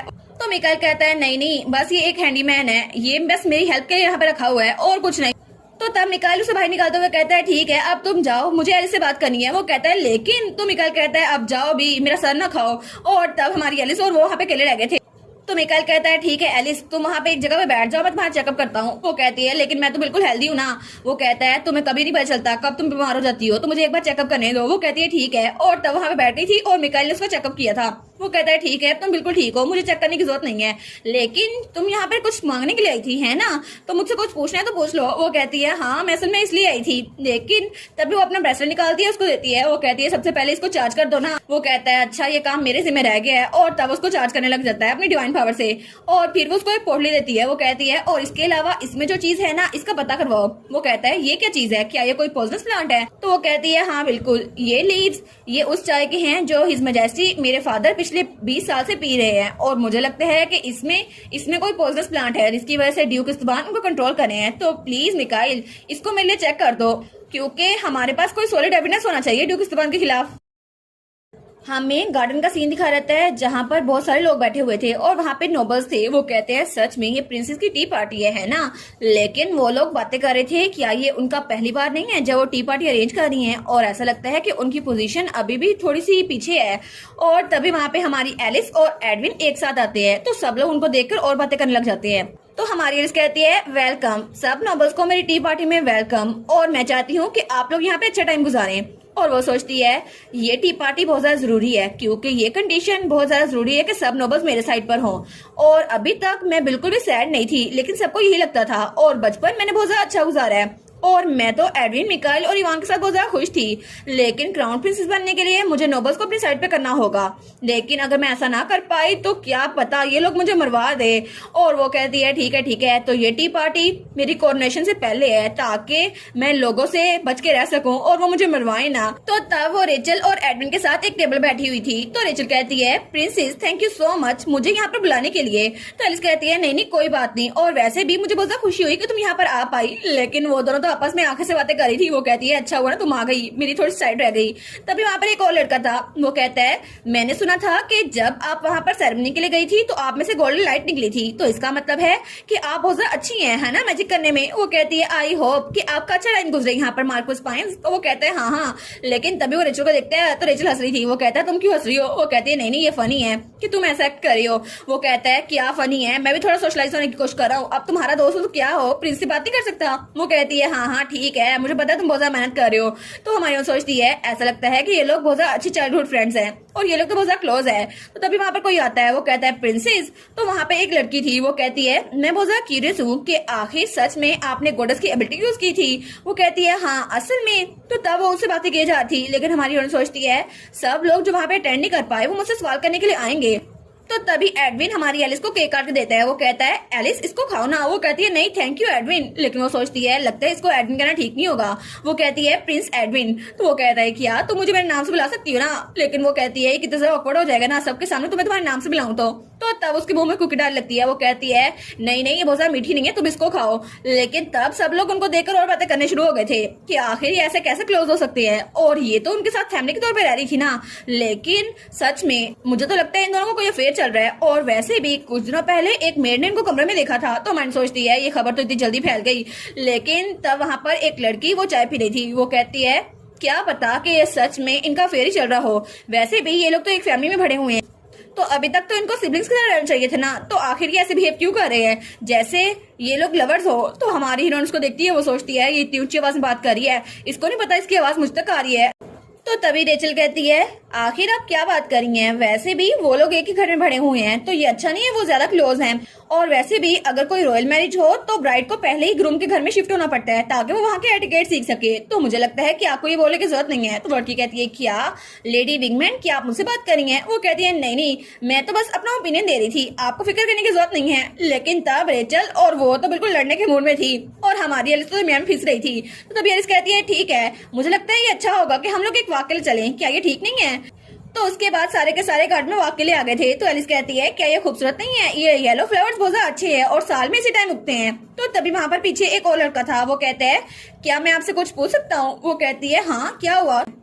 तो वो कहता है ये फ्लावर्स तो बहुत ज्यादा खूबसूरत है, लेकिन प्रिंसेस का पैलेस तो उससे भी ज्यादा प्यारा है। तो आपको क्या लगता है प्रिंसेस, ये जगह की ज्यादा ड्रीम लाइक नहीं है? वो कहती है अच्छा, लेकिन वो सोचती है कि फिर से शुरू हो गया। तो वो लड़का कहता है ये जगह तो बहुत ज्यादा प्यारी है और इसका टेम्परेचर, ह्यूमिडिटी और सब कुछ बहुत ज्यादा अच्छा है, और इसके साथ साथ मैं भी हूँ यहाँ पर एक हैंडसम लड़का। तो एलिस सोचती है क्या क्या ये मुझ पे लाइन मार रहा है? तो तभी वो पीछे गिरने लगती है, लेकिन तभी एडमिन को पकड़ लेता है। वो कहता है तुम ठीक तो हो ना? तो तभी वो लड़का कहता है ओ डियर प्रिंसेस, आप तो बहुत फ्रेजाइल है, लेकिन क्या आपने स्वॉर्डमैनशिप सीखने की कोशिश की है? तो वो कहती है स्वॉर्डमैनशिप? तो वो कहता है जी बिल्कुल, मैं अभी नाइट ऑर्डर से पास आउट हुआ हूँ, तो अगर आप चाहें तो मैं आपको सिखा सकता हूँ। वैसे भी मैं आपको सिखाकर बहुत खुश हूँगा। लेकिन उसकी तरफ हाथ बढ़ाता है तो एडविन उसका हाथ मरोड़ देता है। वो कहता है दफा हो जाओ यहाँ से। तो वो कहता है आई एम सॉरी और जल्दी से वहां से भाग जाता है। तो पीछे बाकी की जो लड़कियां थी वो एडविन के बारे में बातें करने लग जाती हैं। तो वही लड़की जो पहले बातें कर रही थी वो कहती है लॉर्ड जोसेफ तो सिर्फ ट्राई करने की कोशिश कर रहे थे कि प्रिंसेस की हेल्थ अच्छी रहे और आपको उनको ऐसे ट्रीट नहीं करना चाहिए था, लेकिन ये तो बहुत एक्सेसिव लग रहा था। तो हमारी सोचती है क्या ये मुझ पे बातें कर रही है और एडविन पे? तो रेचल हमारी हीरोइन को डिफेंड करते हुए कहती है मुझे लगता है कि आपको अपने काम से काम रखना चाहिए, प्रिंसेस किससे भी सीखे, आपको इसकी बात करने की जरूरत नहीं है। तो एलिस सोचती है कि ये लोग लड़ क्यों रहे हैं? तो वो लड़की कहती है आफ्टर ऑल मैंने सुना है कि टेम्पल इस बार कियोस में है क्योंकि प्रिंसेस वहाँ पर किसी और को लेके आई थी, लेकिन इस सिचुएशन में क्या सच में हम उस सेरेमनी की एबिलिटी टेस्ट को सही समझ सकती है? क्या पता वो झूठ हो। और एडविन को तो बड़ा गुस्सा आ रहा था। तो एलिस कहती है एडविन? वो सोचती है आखिर ये क्यों हो रहा है? एडविन तो बहुत ज्यादा गुस्से में लग रहा है, अगर इसने उन सबको मार दिया तो? और वो सोचती है चाहे कुछ हो या ना हो, असलियत में मुझे सब कुछ पता है। तो तब अपनी पावर यूज करती है और वहां पे रेचल और सबके इर्द गिर्द रोशनी रोशनी फैल गई थी। तो हमारी हीरोइन उसने अपनी पूरी पावर यूज की थी और तब वो चमक रही थी। वो कहती है फ्लावर्स तो अभी ब्लूम हुए हैं ना, तो मुझे लगता है इनको ना देखना वेस्ट जाएगा। तो आप लोगों को क्या लगता है हमें फ्लावर गार्डन और नहीं घूमना चाहिए? तो सब लोग कहते हैं जी जी हमें घूमना चाहिए। और तब सब लोग खामोश हो गए थे और उसके बाद चेंज होता है और हमें ड्यूकस्तान का महल दिखा रहता है और तब एडविन वो नहा के निकलता है, लेकिन उसकी बॉडी पर वही कर्स मार्क था जो बहुत ज्यादा भर चुका था। वो सोचता है पिछली पार्टी पर मैं तो बहुत ज्यादा गुस्से में आने लगा था और मैं आउट ऑफ कंट्रोल होने वाला था, लेकिन एलिस ने सारा मामला ठंडा कर दिया। और क्या ये इस निशान की वजह से है जो मुझे इतना ज्यादा गुस्सा आ रहा था? लेकिन तब एडविन सोचता है ठीक है, सबसे पहले मुझे इस निशान का कुछ ना कुछ करना ही होगा। और तब वो शर्ट पहन के वहां से निकल गया था और तब सीन होता है और हमें प्रिंस का महल दिखा रहता है जहाँ पे एलिस वो चेस्टर से स्वॉर्डमैनशिप सीख रही थी। तो तब उसको बड़ा पसीना आया हुआ था, वो तो बहुत ज्यादा थक गई थी। वो सोचती है उस टी पार्टी के आफ्टर इफेक्ट तो बहुत ज्यादा थे, हर कोई अभी तक मेरे बारे में बातें किए जा रहा है, लेकिन जब सबको पता चला कि मैं चेस्टर से सीख रही हूँ जो कि एडमिन का राइट हैंड मैन है, तो मारा थोड़ा ठंडा हो गया। वरना सबको लगा था कि मैं एडमिन से स्वॉर्डमैनशिप सीख रही हूँ जिससे मेरा और उसका दोनों का नुकसान होता। लेकिन वो लड़की जो बातें कर रही थी उसने जब मेरी एबिलिटी देखी तो वो चुप हो गई। लगता है कि उसको सच में यकीन हो गया कि मैं प्रिंसेस ही हूँ, शायद इसलिए वो चुप हो गई। तो तब चेस्टर कहता है क्या ये वही रिजल्ट नहीं है जो आप चाहती थी, है ना प्रिंसेस? तो प्रिंसेस कहती है हाँ हाँ ये बिल्कुल सिमिलर है, लेकिन मुझे और कोशिश करनी चाहिए। वो कहता है ठीक है, वैसे मैंने सुना है कि आजकल आपको बहुत सारे गिफ्ट मिल रहे हैं, तो क्या आपको वो गिफ्ट पसंद आ रहे हैं? वो कहती है वो गिफ्ट्स वो तो असल में मुझे नोबल गाइज भेज रहे हैं ताकि वो मेरे साथ रह सके, लेकिन वो चाहते हैं मैं उनके साथ किसी जगह पर जाऊं, किसी पार्टी वगैरह में। वो कहते हैं अच्छा तो आपको लड़के लेटर्स भेज रहे हैं? वो कहती है हाँ हाँ वो लेटर्स ऐसे ही हैं, लेकिन उस सब में यही लिखा हुआ है कि वो मेरी मिस्ट्रेस बनना चाहते हैं। तो चेस्टर जोर हंसता है। वो कहता है अच्छा आज तक तो मैंने सुना था कि सिर्फ लड़कियां ही मिस्ट्रेस बनती हैं, लेकिन सच में लड़के भी आपके साथ रहना चाहते हैं क्योंकि अब आप एम्प्रेस बनने वाली हैं ना, क्राउन प्रिंसेस के बाद एम्प्रेस। तो वो कहती है हाँ मुझे ऐसा ही लगा था क्योंकि पहले भी वो लड़का जो टी पार्टी में आया था वो मेरे साथ फ्लर्ट ही कर रहा था। तो वो कहता है लेकिन अगर ऐसा हुआ भी ना, अगर आपको कोई डिसाइड भी करना हुआ तो आपकी मेन वाइफ हमारे यंग लॉर्ड ही रहेंगे, ठीक है, हमारे एडमिनिस्ट्रेटर। तो वो कहती है क्या तुमने ऐसा क्यों कहा? वो कहता है जी जी बिल्कुल ऐसा ही होगा। तो चेस्टर कहता है जी बिल्कुल, वो तो हर वक्त आपके बारे में पूछते रहते हैं, जब वो ऑफिस में होते हैं तब भी पूछते हैं कि एलिस ठीक है। तो तब अलोइस कहता है जी जी वो ठीक है, और जब वो किसी मॉन्स्टर को मार रहे होते हैं तभी वो पूछते हैं एलिस इस वक्त क्या कर रही है। तो तब मुझसे बताना मुश्किल हो जाता है, और जब आप मिकाइल के साथ होती है ना तो तब उनको तो बहुत ज्यादा गुस्सा आता है कि अभी उस मिकाइल को मार दें, लेकिन वो कहता है ये इम्पॉसिबल है मेरे लिए ना जानना। और वो दिल में सोचता है क्योंकि अब मैं लॉर्ड एडविन की हर एक चाल पहचान चुका हूँ। तो वो कहता है लेकिन आखिर अब दोनों शादी कब करने वाले हैं? तो हमारी एलिस कहती है क्या शादी? लेकिन ये थोड़ी जल्दी नहीं हो जाएगी? तो वो कहता है नहीं नहीं, अब तो सबको पता चल चुका है और अब तो लेडी रोज जो उस पार्टी में आई थी उन्होंने भी आपको ये कह दिया है। तो चेस्टर कहता है हाँ ना, वो कितनी बार हमारे लॉर्ड एडविन को प्रपोज कर चुकी हैं और फिर भी लॉर्ड एडविन हर बार उनको रिजेक्ट करते हैं, इसलिए तो आपके पीछे पड़ी हुई थी। तो हमारे लिए सोचती है अच्छा वो थी लेडी रोज इसलिए मेरे पीछे पड़ी थी। वो कहता है जी जी बिल्कुल, लेकिन चले इस बात को खत्म करते हैं। अब आप दोबारा से 20 बार अपनी स्पोर्ट को लहराएंगी ताकि अपनी प्रैक्टिस हो सके। और वो दिल में कहता है अब आप ऐसे ही बातें करते हुए टाइम नहीं गुजार सकती। वो कहती है ठीक है ठीक है। और तब वो दोबारा से अपनी प्रैक्टिस शुरू करती है और थोड़ी देर बाद जब उसकी प्रैक्टिस खत्म हुई थी तो एलिस तो बहुत ज्यादा थक चुकी थी, वो तो जमीन पे गिरी हुई थी। तो वो कहता है ठीक है आपकी आज की प्रैक्टिस खत्म हुई, आपने अच्छा काम किया और वैसे भी आप तो शाम को लॉर्ड के साथ जाने वाली है ना, तो आपकी डेट अच्छी रहेगी। वो कहती है नहीं नहीं कोई डेट नहीं है, हम लोग सीरियस मिशन पे जा रहे हैं, बहुत ज्यादा डेंजरस जगह है। वो कहता है ठीक है। तो हमारी सोचती है बिल्कुल, क्योंकि ड्यूक इस्तबान उनको बॉर्डर एरिया पे जाना है तो ये एक पूरे महीने में हमारा अच्छा चांस है क्योंकि हम लोग अफिलिया के घर जा सकते हैं और उसको पता भी नहीं चलेगा, लेकिन इसके लिए हमें छुपके की मिशन करना होगा। और तब शाम के वक्त हमारी एलिस और एडविन वो दोनों वहां पे पहुंच चुके थे। तो हमारी एलिस कहती है ठीक है चलो ना एडविन चलते हैं। तो तब वो आगे बढ़ रहे थे और तभी उन गलियों से गुजर रहे थे, लेकिन हमारी एलिस कहती है एडविन क्या तुम यहाँ पर खो गए थे? वो कहते हैं हाँ, जो जगह मुझे बताई गई थी ना वो मुझे मिल नहीं रही थी। तो वो कहती है ये तो बहुत अजीब है क्योंकि उस दिन तो हमें जल्दी मिल गई थी ना। लेकिन तभी वो एक जगह रुकती है तो वो कहती है क्या हम लोग पहुंच भी गए? और वो उस घर के आगे पहुंच गए थे। तो एडविन कहता है इतनी आसान है ये जगह? तो हमारी एलिस कहती है अच्छा हुआ ना हमें ये जगह मिल गई। और तब वो जब वहाँ पर देखती है वो सोचती है पिछली बार ड्यूक इस्तबान ने यहाँ 3 बार नॉक किया था है ना, तो तब वो भी ऐसे करती है, वहाँ पे 3 बार नॉक करती है। तो तब जादू से वो दरवाजा खुद ब खुद ही खुल गया था। तो वो कहती है देखा मुझे पता है सब कुछ। तो वो कहता है तुम्हें कैसे पता, तुम पहले आई हो यहाँ पर? वो कहती है नहीं नहीं मैं पहले नहीं आई। तो वो कहती है ठीक है एडविन चलो अंदर चलते हैं। तो वो कहता है ठीक है, लेकिन फिर वो कहता है एलिस। तो एलिस कहती है हाँ क्या हुआ? तो तब उसकी तरफ हाथ बढ़ाता है और उसका हाथ पकड़ता है। वो कहता है अब से चाहे कुछ भी हो जाए मैं तुम्हारे सामने रहूंगा, ठीक है? तो कुछ भी हो जाए मेरा हाथ ना छोड़ना, मैं तुम्हें प्रोटेक्ट करके रहूंगा। वो कहती है ठीक है। और तब वो लोग उस घर के अंदर जाते हैं तो वहां पर अंधेरा ही अंधेरा था। तो हमारी एलिस कहती है क्या यहाँ पर अंधेरा बहुत ज्यादा है? लेकिन तभी वो किसी से टकराती है। वो कहती है क्या ये क्या हो गया? और वहां पे मोमबत्तियां खुद ब खुद जल गई थी। वो कहती है ये जगह ये तो बहुत ज्यादा डरावनी लग रही है, लेकिन क्या सच में यही है उस ओफिलिया विच का घर? और वो घर तो बहुत ज्यादा खतरनाक लग रहा था। तो हमारी सोचती है सच में वो विच अगर वो स्टेला ही हुई तो क्या पता हमें यहाँ पे कोई क्लू मिल जाए जिससे मैं ड्यूक इस्तबान के खिलाफ कोई ना कोई एविडेंस तैयार कर ही लूंगी। एडविन वहां पर अपना मैजिक यूज करने लगता है, लेकिन तभी हमारी हीरोइन कहती है एडविन तुम्हें केयरफुल रहना होगा, किसी भी चीज को टच ना करना, चाहे वो कितनी मर्जी फैसिनेटिंग क्यों ना हो। वो कहता है ठीक है, लेकिन तभी हमारी एलिस वहां से गुजरने लगती है तो वो किसी चीज से टकराती है और वो ड्रीम कैचर नीचे गिरने लगता है। लेकिन तभी हमारा एडविन अपने मैजिक से उसको उठा के वापस से वहां पर लगा देता है। वो कहती है एडविन जल्दी करो ना। और तब उसे कहती है तुमने किसी चीज को टच तो नहीं किया? वो कहता है हाँ किसी चीज को टच नहीं किया। और उसके बाद वो लोग आगे आगे थे। वो कहती है ऐसा लगता है ये लिविंग रूम है, लेकिन यहाँ पे तो कोई भी विंडोज नहीं है और यहाँ पे एक क्लोजेट है जिसमें बहुत सारी बुक्स पड़ी हुई हैं। और वो सोचती है लगता है ड्यूक इस्तबान यहाँ पर आए थे और ऐसा लगता है कि ये उनका हाइड आउट है जहाँ पे वो विच और ड्यूक इस्तबान इकट्ठे अपनी साजिशें करते हैं, लेकिन मुझे एडविन के कर्ज के बारे में कुछ पता करवाना होगा। तो वो कहती है एडविन तुम्हारा कर्ज अभी तक कितना ज्यादा बुरा हो चुका है? वो कुछ नहीं बोलता। वो कहती है तुम्हारा मतलब है कि मुझे ये जरा ऊंची आवाज में नहीं बोलना चाहिए, तो इस बार मैं खुद ही देख लेती हूँ। तो तब उसकी तरफ आती है तो हमारा एडविन कहता है क्या एक मिनट रुको सही। वो कहती है नहीं नहीं मैं खुद देख लेती हूँ। वो कहता है एलिस एक मिनट रुको सही, लेकिन जब वो उसके कर्ज को देखती है वो कहती है ओ माय गॉड, क्योंकि वो बहुत ही ज्यादा बिगड़ा हुआ था। तो एडविन कहता है ये बिल्कुल भी दर्द नहीं करता, बस ये कर्ज ऐसे ही है।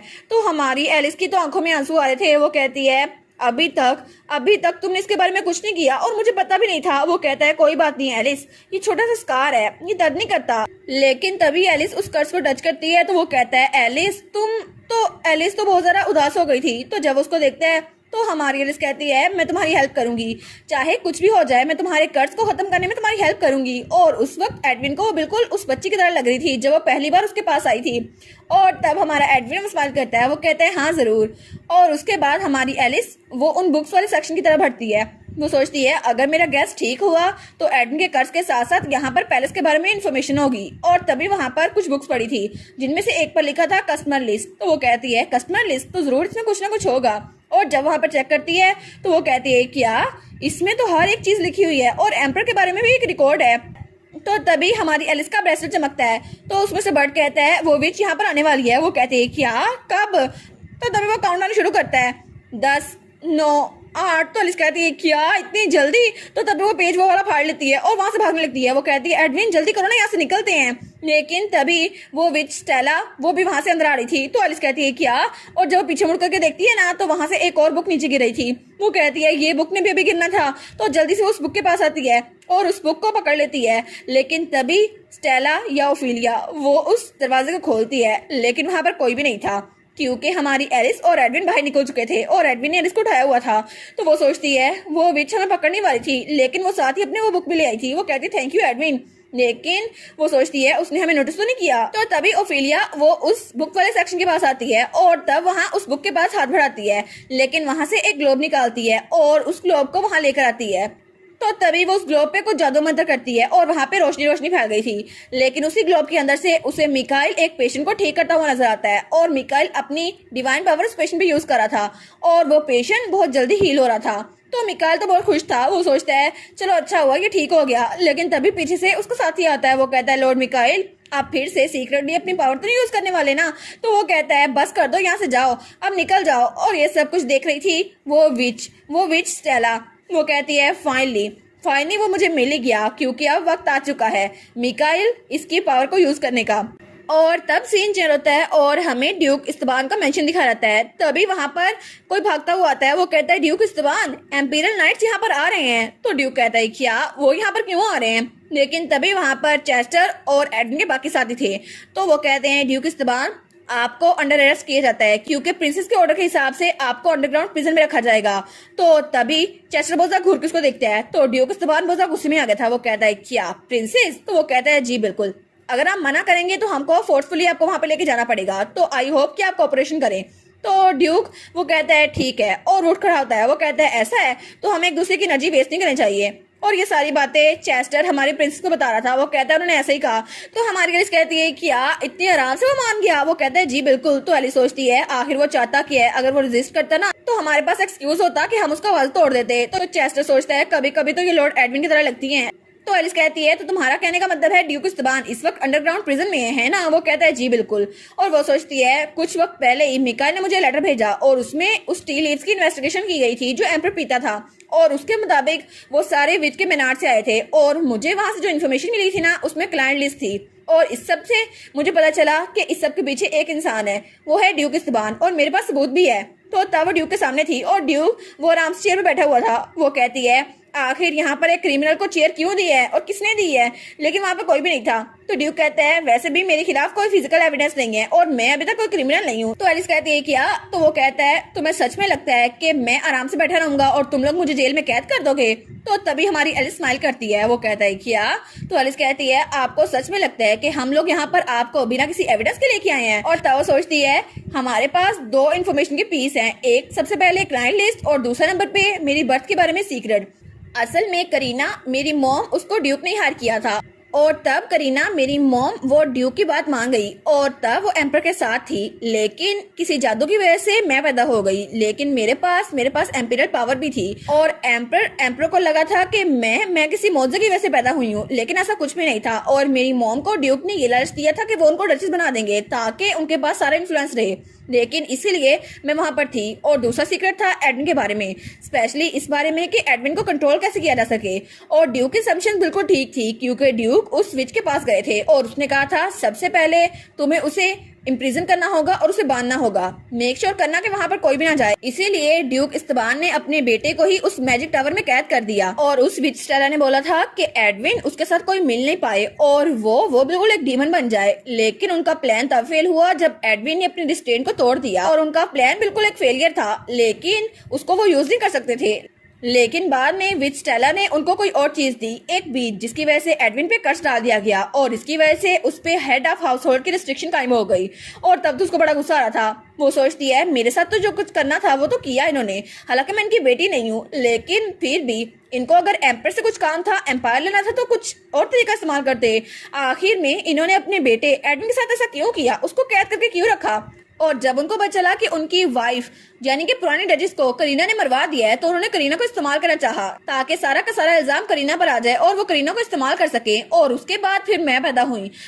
लेकिन वो उसे कहती है आप इंसान हैं भी या फिर नहीं, आखिर कोई अपनी औलाद के साथ ऐसा कैसे कर सकता है। तो ड्यूक की जुबान वो कुछ नहीं बोलता। तो वो कहती है मुझे बताए आखिर आप करना क्या चाहते हैं, ये सब कुछ करके आपको मिलेगा क्या। तो ड्यूक कहता है अजीम मकसद के लिए अपनी पर्सनल इमोशन को साइड पर रखना चाहिए। वो कहती है क्या। तो ड्यूक कहते हैं हाँ बिल्कुल, मैंने इसलिए तो एडमिन को वहाँ पे कैद करके रखा था ताकि उसका दिल पूरी दुनिया से भर जाए और वो कभी भी किसकी तरफ हमदर्दी महसूस ना करे। लेकिन मेरा प्लान वो फेल हो गया और मैं तो एडमिन को वहाँ पर तब तक कैद रखना चाहता था जब तक वो अडल्ट ही बन जाता। लेकिन जैसे मुझे लगा था चीजें गलत हुई हैं, मुझे लगा ये गिफ्ट है क्योंकि तब तुम उसके पास आ गई और मेरा प्लान वो बिगड़ते बिगड़ते ठीक हो गया और अब मैं तुम्हारी और उसकी पावर दोनों को इस्तेमाल कर सकता हूँ। लेकिन सच में अगर मैं उस पर रिस्ट्रिक्शन ना डालता तो मेरा काम ना बनता और वो मुझे पहले ही मार चुका होता। लेकिन तुम्हारी वजह से एलिस, मैंने तुम्हें इस्तेमाल किया और तब तुम्हारी वजह से वो मुझे मार नहीं पाया। तुम्हें क्या लगता है कि उसने ये एक्सेप्ट क्यों किया था? क्योंकि उस बीज की ताकत तब तक काम नहीं करती जब तक देने वाला और लेने वाला खुद इसको एक्सेप्ट नहीं करते। और तभी हमारा एडमिन वहां से भाग रहा था। वो कहता है सच में तुम्हें क्यों लगता है कि वो तुम्हें प्रोटेक्ट करना चाहता है? असल में ये बात नहीं है, वो तुमसे ऑब्सेस है। क्या तुम ये बात जानती हो? लेकिन तुम्हें क्या लगता है कि उसका कर्ज वो रेस्ट्रिक्शन कैसे खत्म हो सकती है? हालांकि तुम्हें पता भी हो फिर भी तुम तो बहुत ज्यादा ब्रिलियंट हो ना। मेरा आइडिया सबसे ज्यादा जबरदस्त है। जब तक तुम मर नहीं जाती तब तक उसका कर्ज नहीं टूटेगा, या फिर एडमिन मुझे मारकर खुद नहीं मर जाता, ये कर्ज टूटने नहीं वाला। लेकिन तभी एडमिन आता है और हमारी अर्ज को पीछे पकड़ लेता है। वो कहती है एडमिन, तो वो कहता है आखिर तुमने इसको क्या बताया, आखिर तुम एलिस को क्या बता रहे हो? तो ड्यूक की जुबान हंसता है। वो कहता है देखो सही, अभी तक ये सिर्फ तुम्हारी वजह से यहाँ पर है, इसीलिए मुझे तुम्हारी जरूरत थी। तुम्हारी वजह से एलिस, मैं तुम्हारी वजह से एडमिन को काबू कर सकता हूँ। और तब थोड़ी देर बाद हमारी एलिस और एडमिन वहां से बाहर निकल आए थे। तो एलिस तो बहुत ज्यादा थकी हुई थी। वो कहता है एलिस क्या तुम ठीक तो हो ना? वो कहता है एलिस क्या तुम मेरी बात सुन सकती हो? लेकिन एलिस कोई जवाब नहीं देती। तो एडमिन कहता है आखिर तुम उससे खुद क्यों मिलने गई? तुम्हें पता है ना वो कैसे काम करता है। इट्स ओके, अब मैं तुम्हारे पास हूँ। लेकिन एलिस कहती है ये यूजलेस है, तुम जानते हो ये सब कुछ यूजलेस है, सब कुछ बेकार। क्योंकि आखिर में ऐसा लगता है ये बिल्कुल वैसा होने वाला है जैसे मैंने फ्यूचर में देखा था। तुम मर जाओगे, तुम मेरी आंखों के सामने मर जाओगे, लेकिन आखिर में मैं तुम्हें मार दूंगी। एडमिन, तुम्हारी कत्ल की जिम्मेदार मैं होंगी और मैं ये नहीं चाहती। और इसी के साथ ये वाला पार्ट यहीं पर ख़त्म। तो आप लोग बताइएगा आप लोग को ये पार्ट कैसा लगा, और वीडियो को लाइक और चैनल को सब्सक्राइब लाजमी कीजिएगा। बाकी वीडियोस का लिंक भी स्क्रीन पर नज़र आ रहा होगा, तो काइंडली उनको भी चेकआउट कर लें। और thank you so much for watching my videos. Stay safe, bye bye.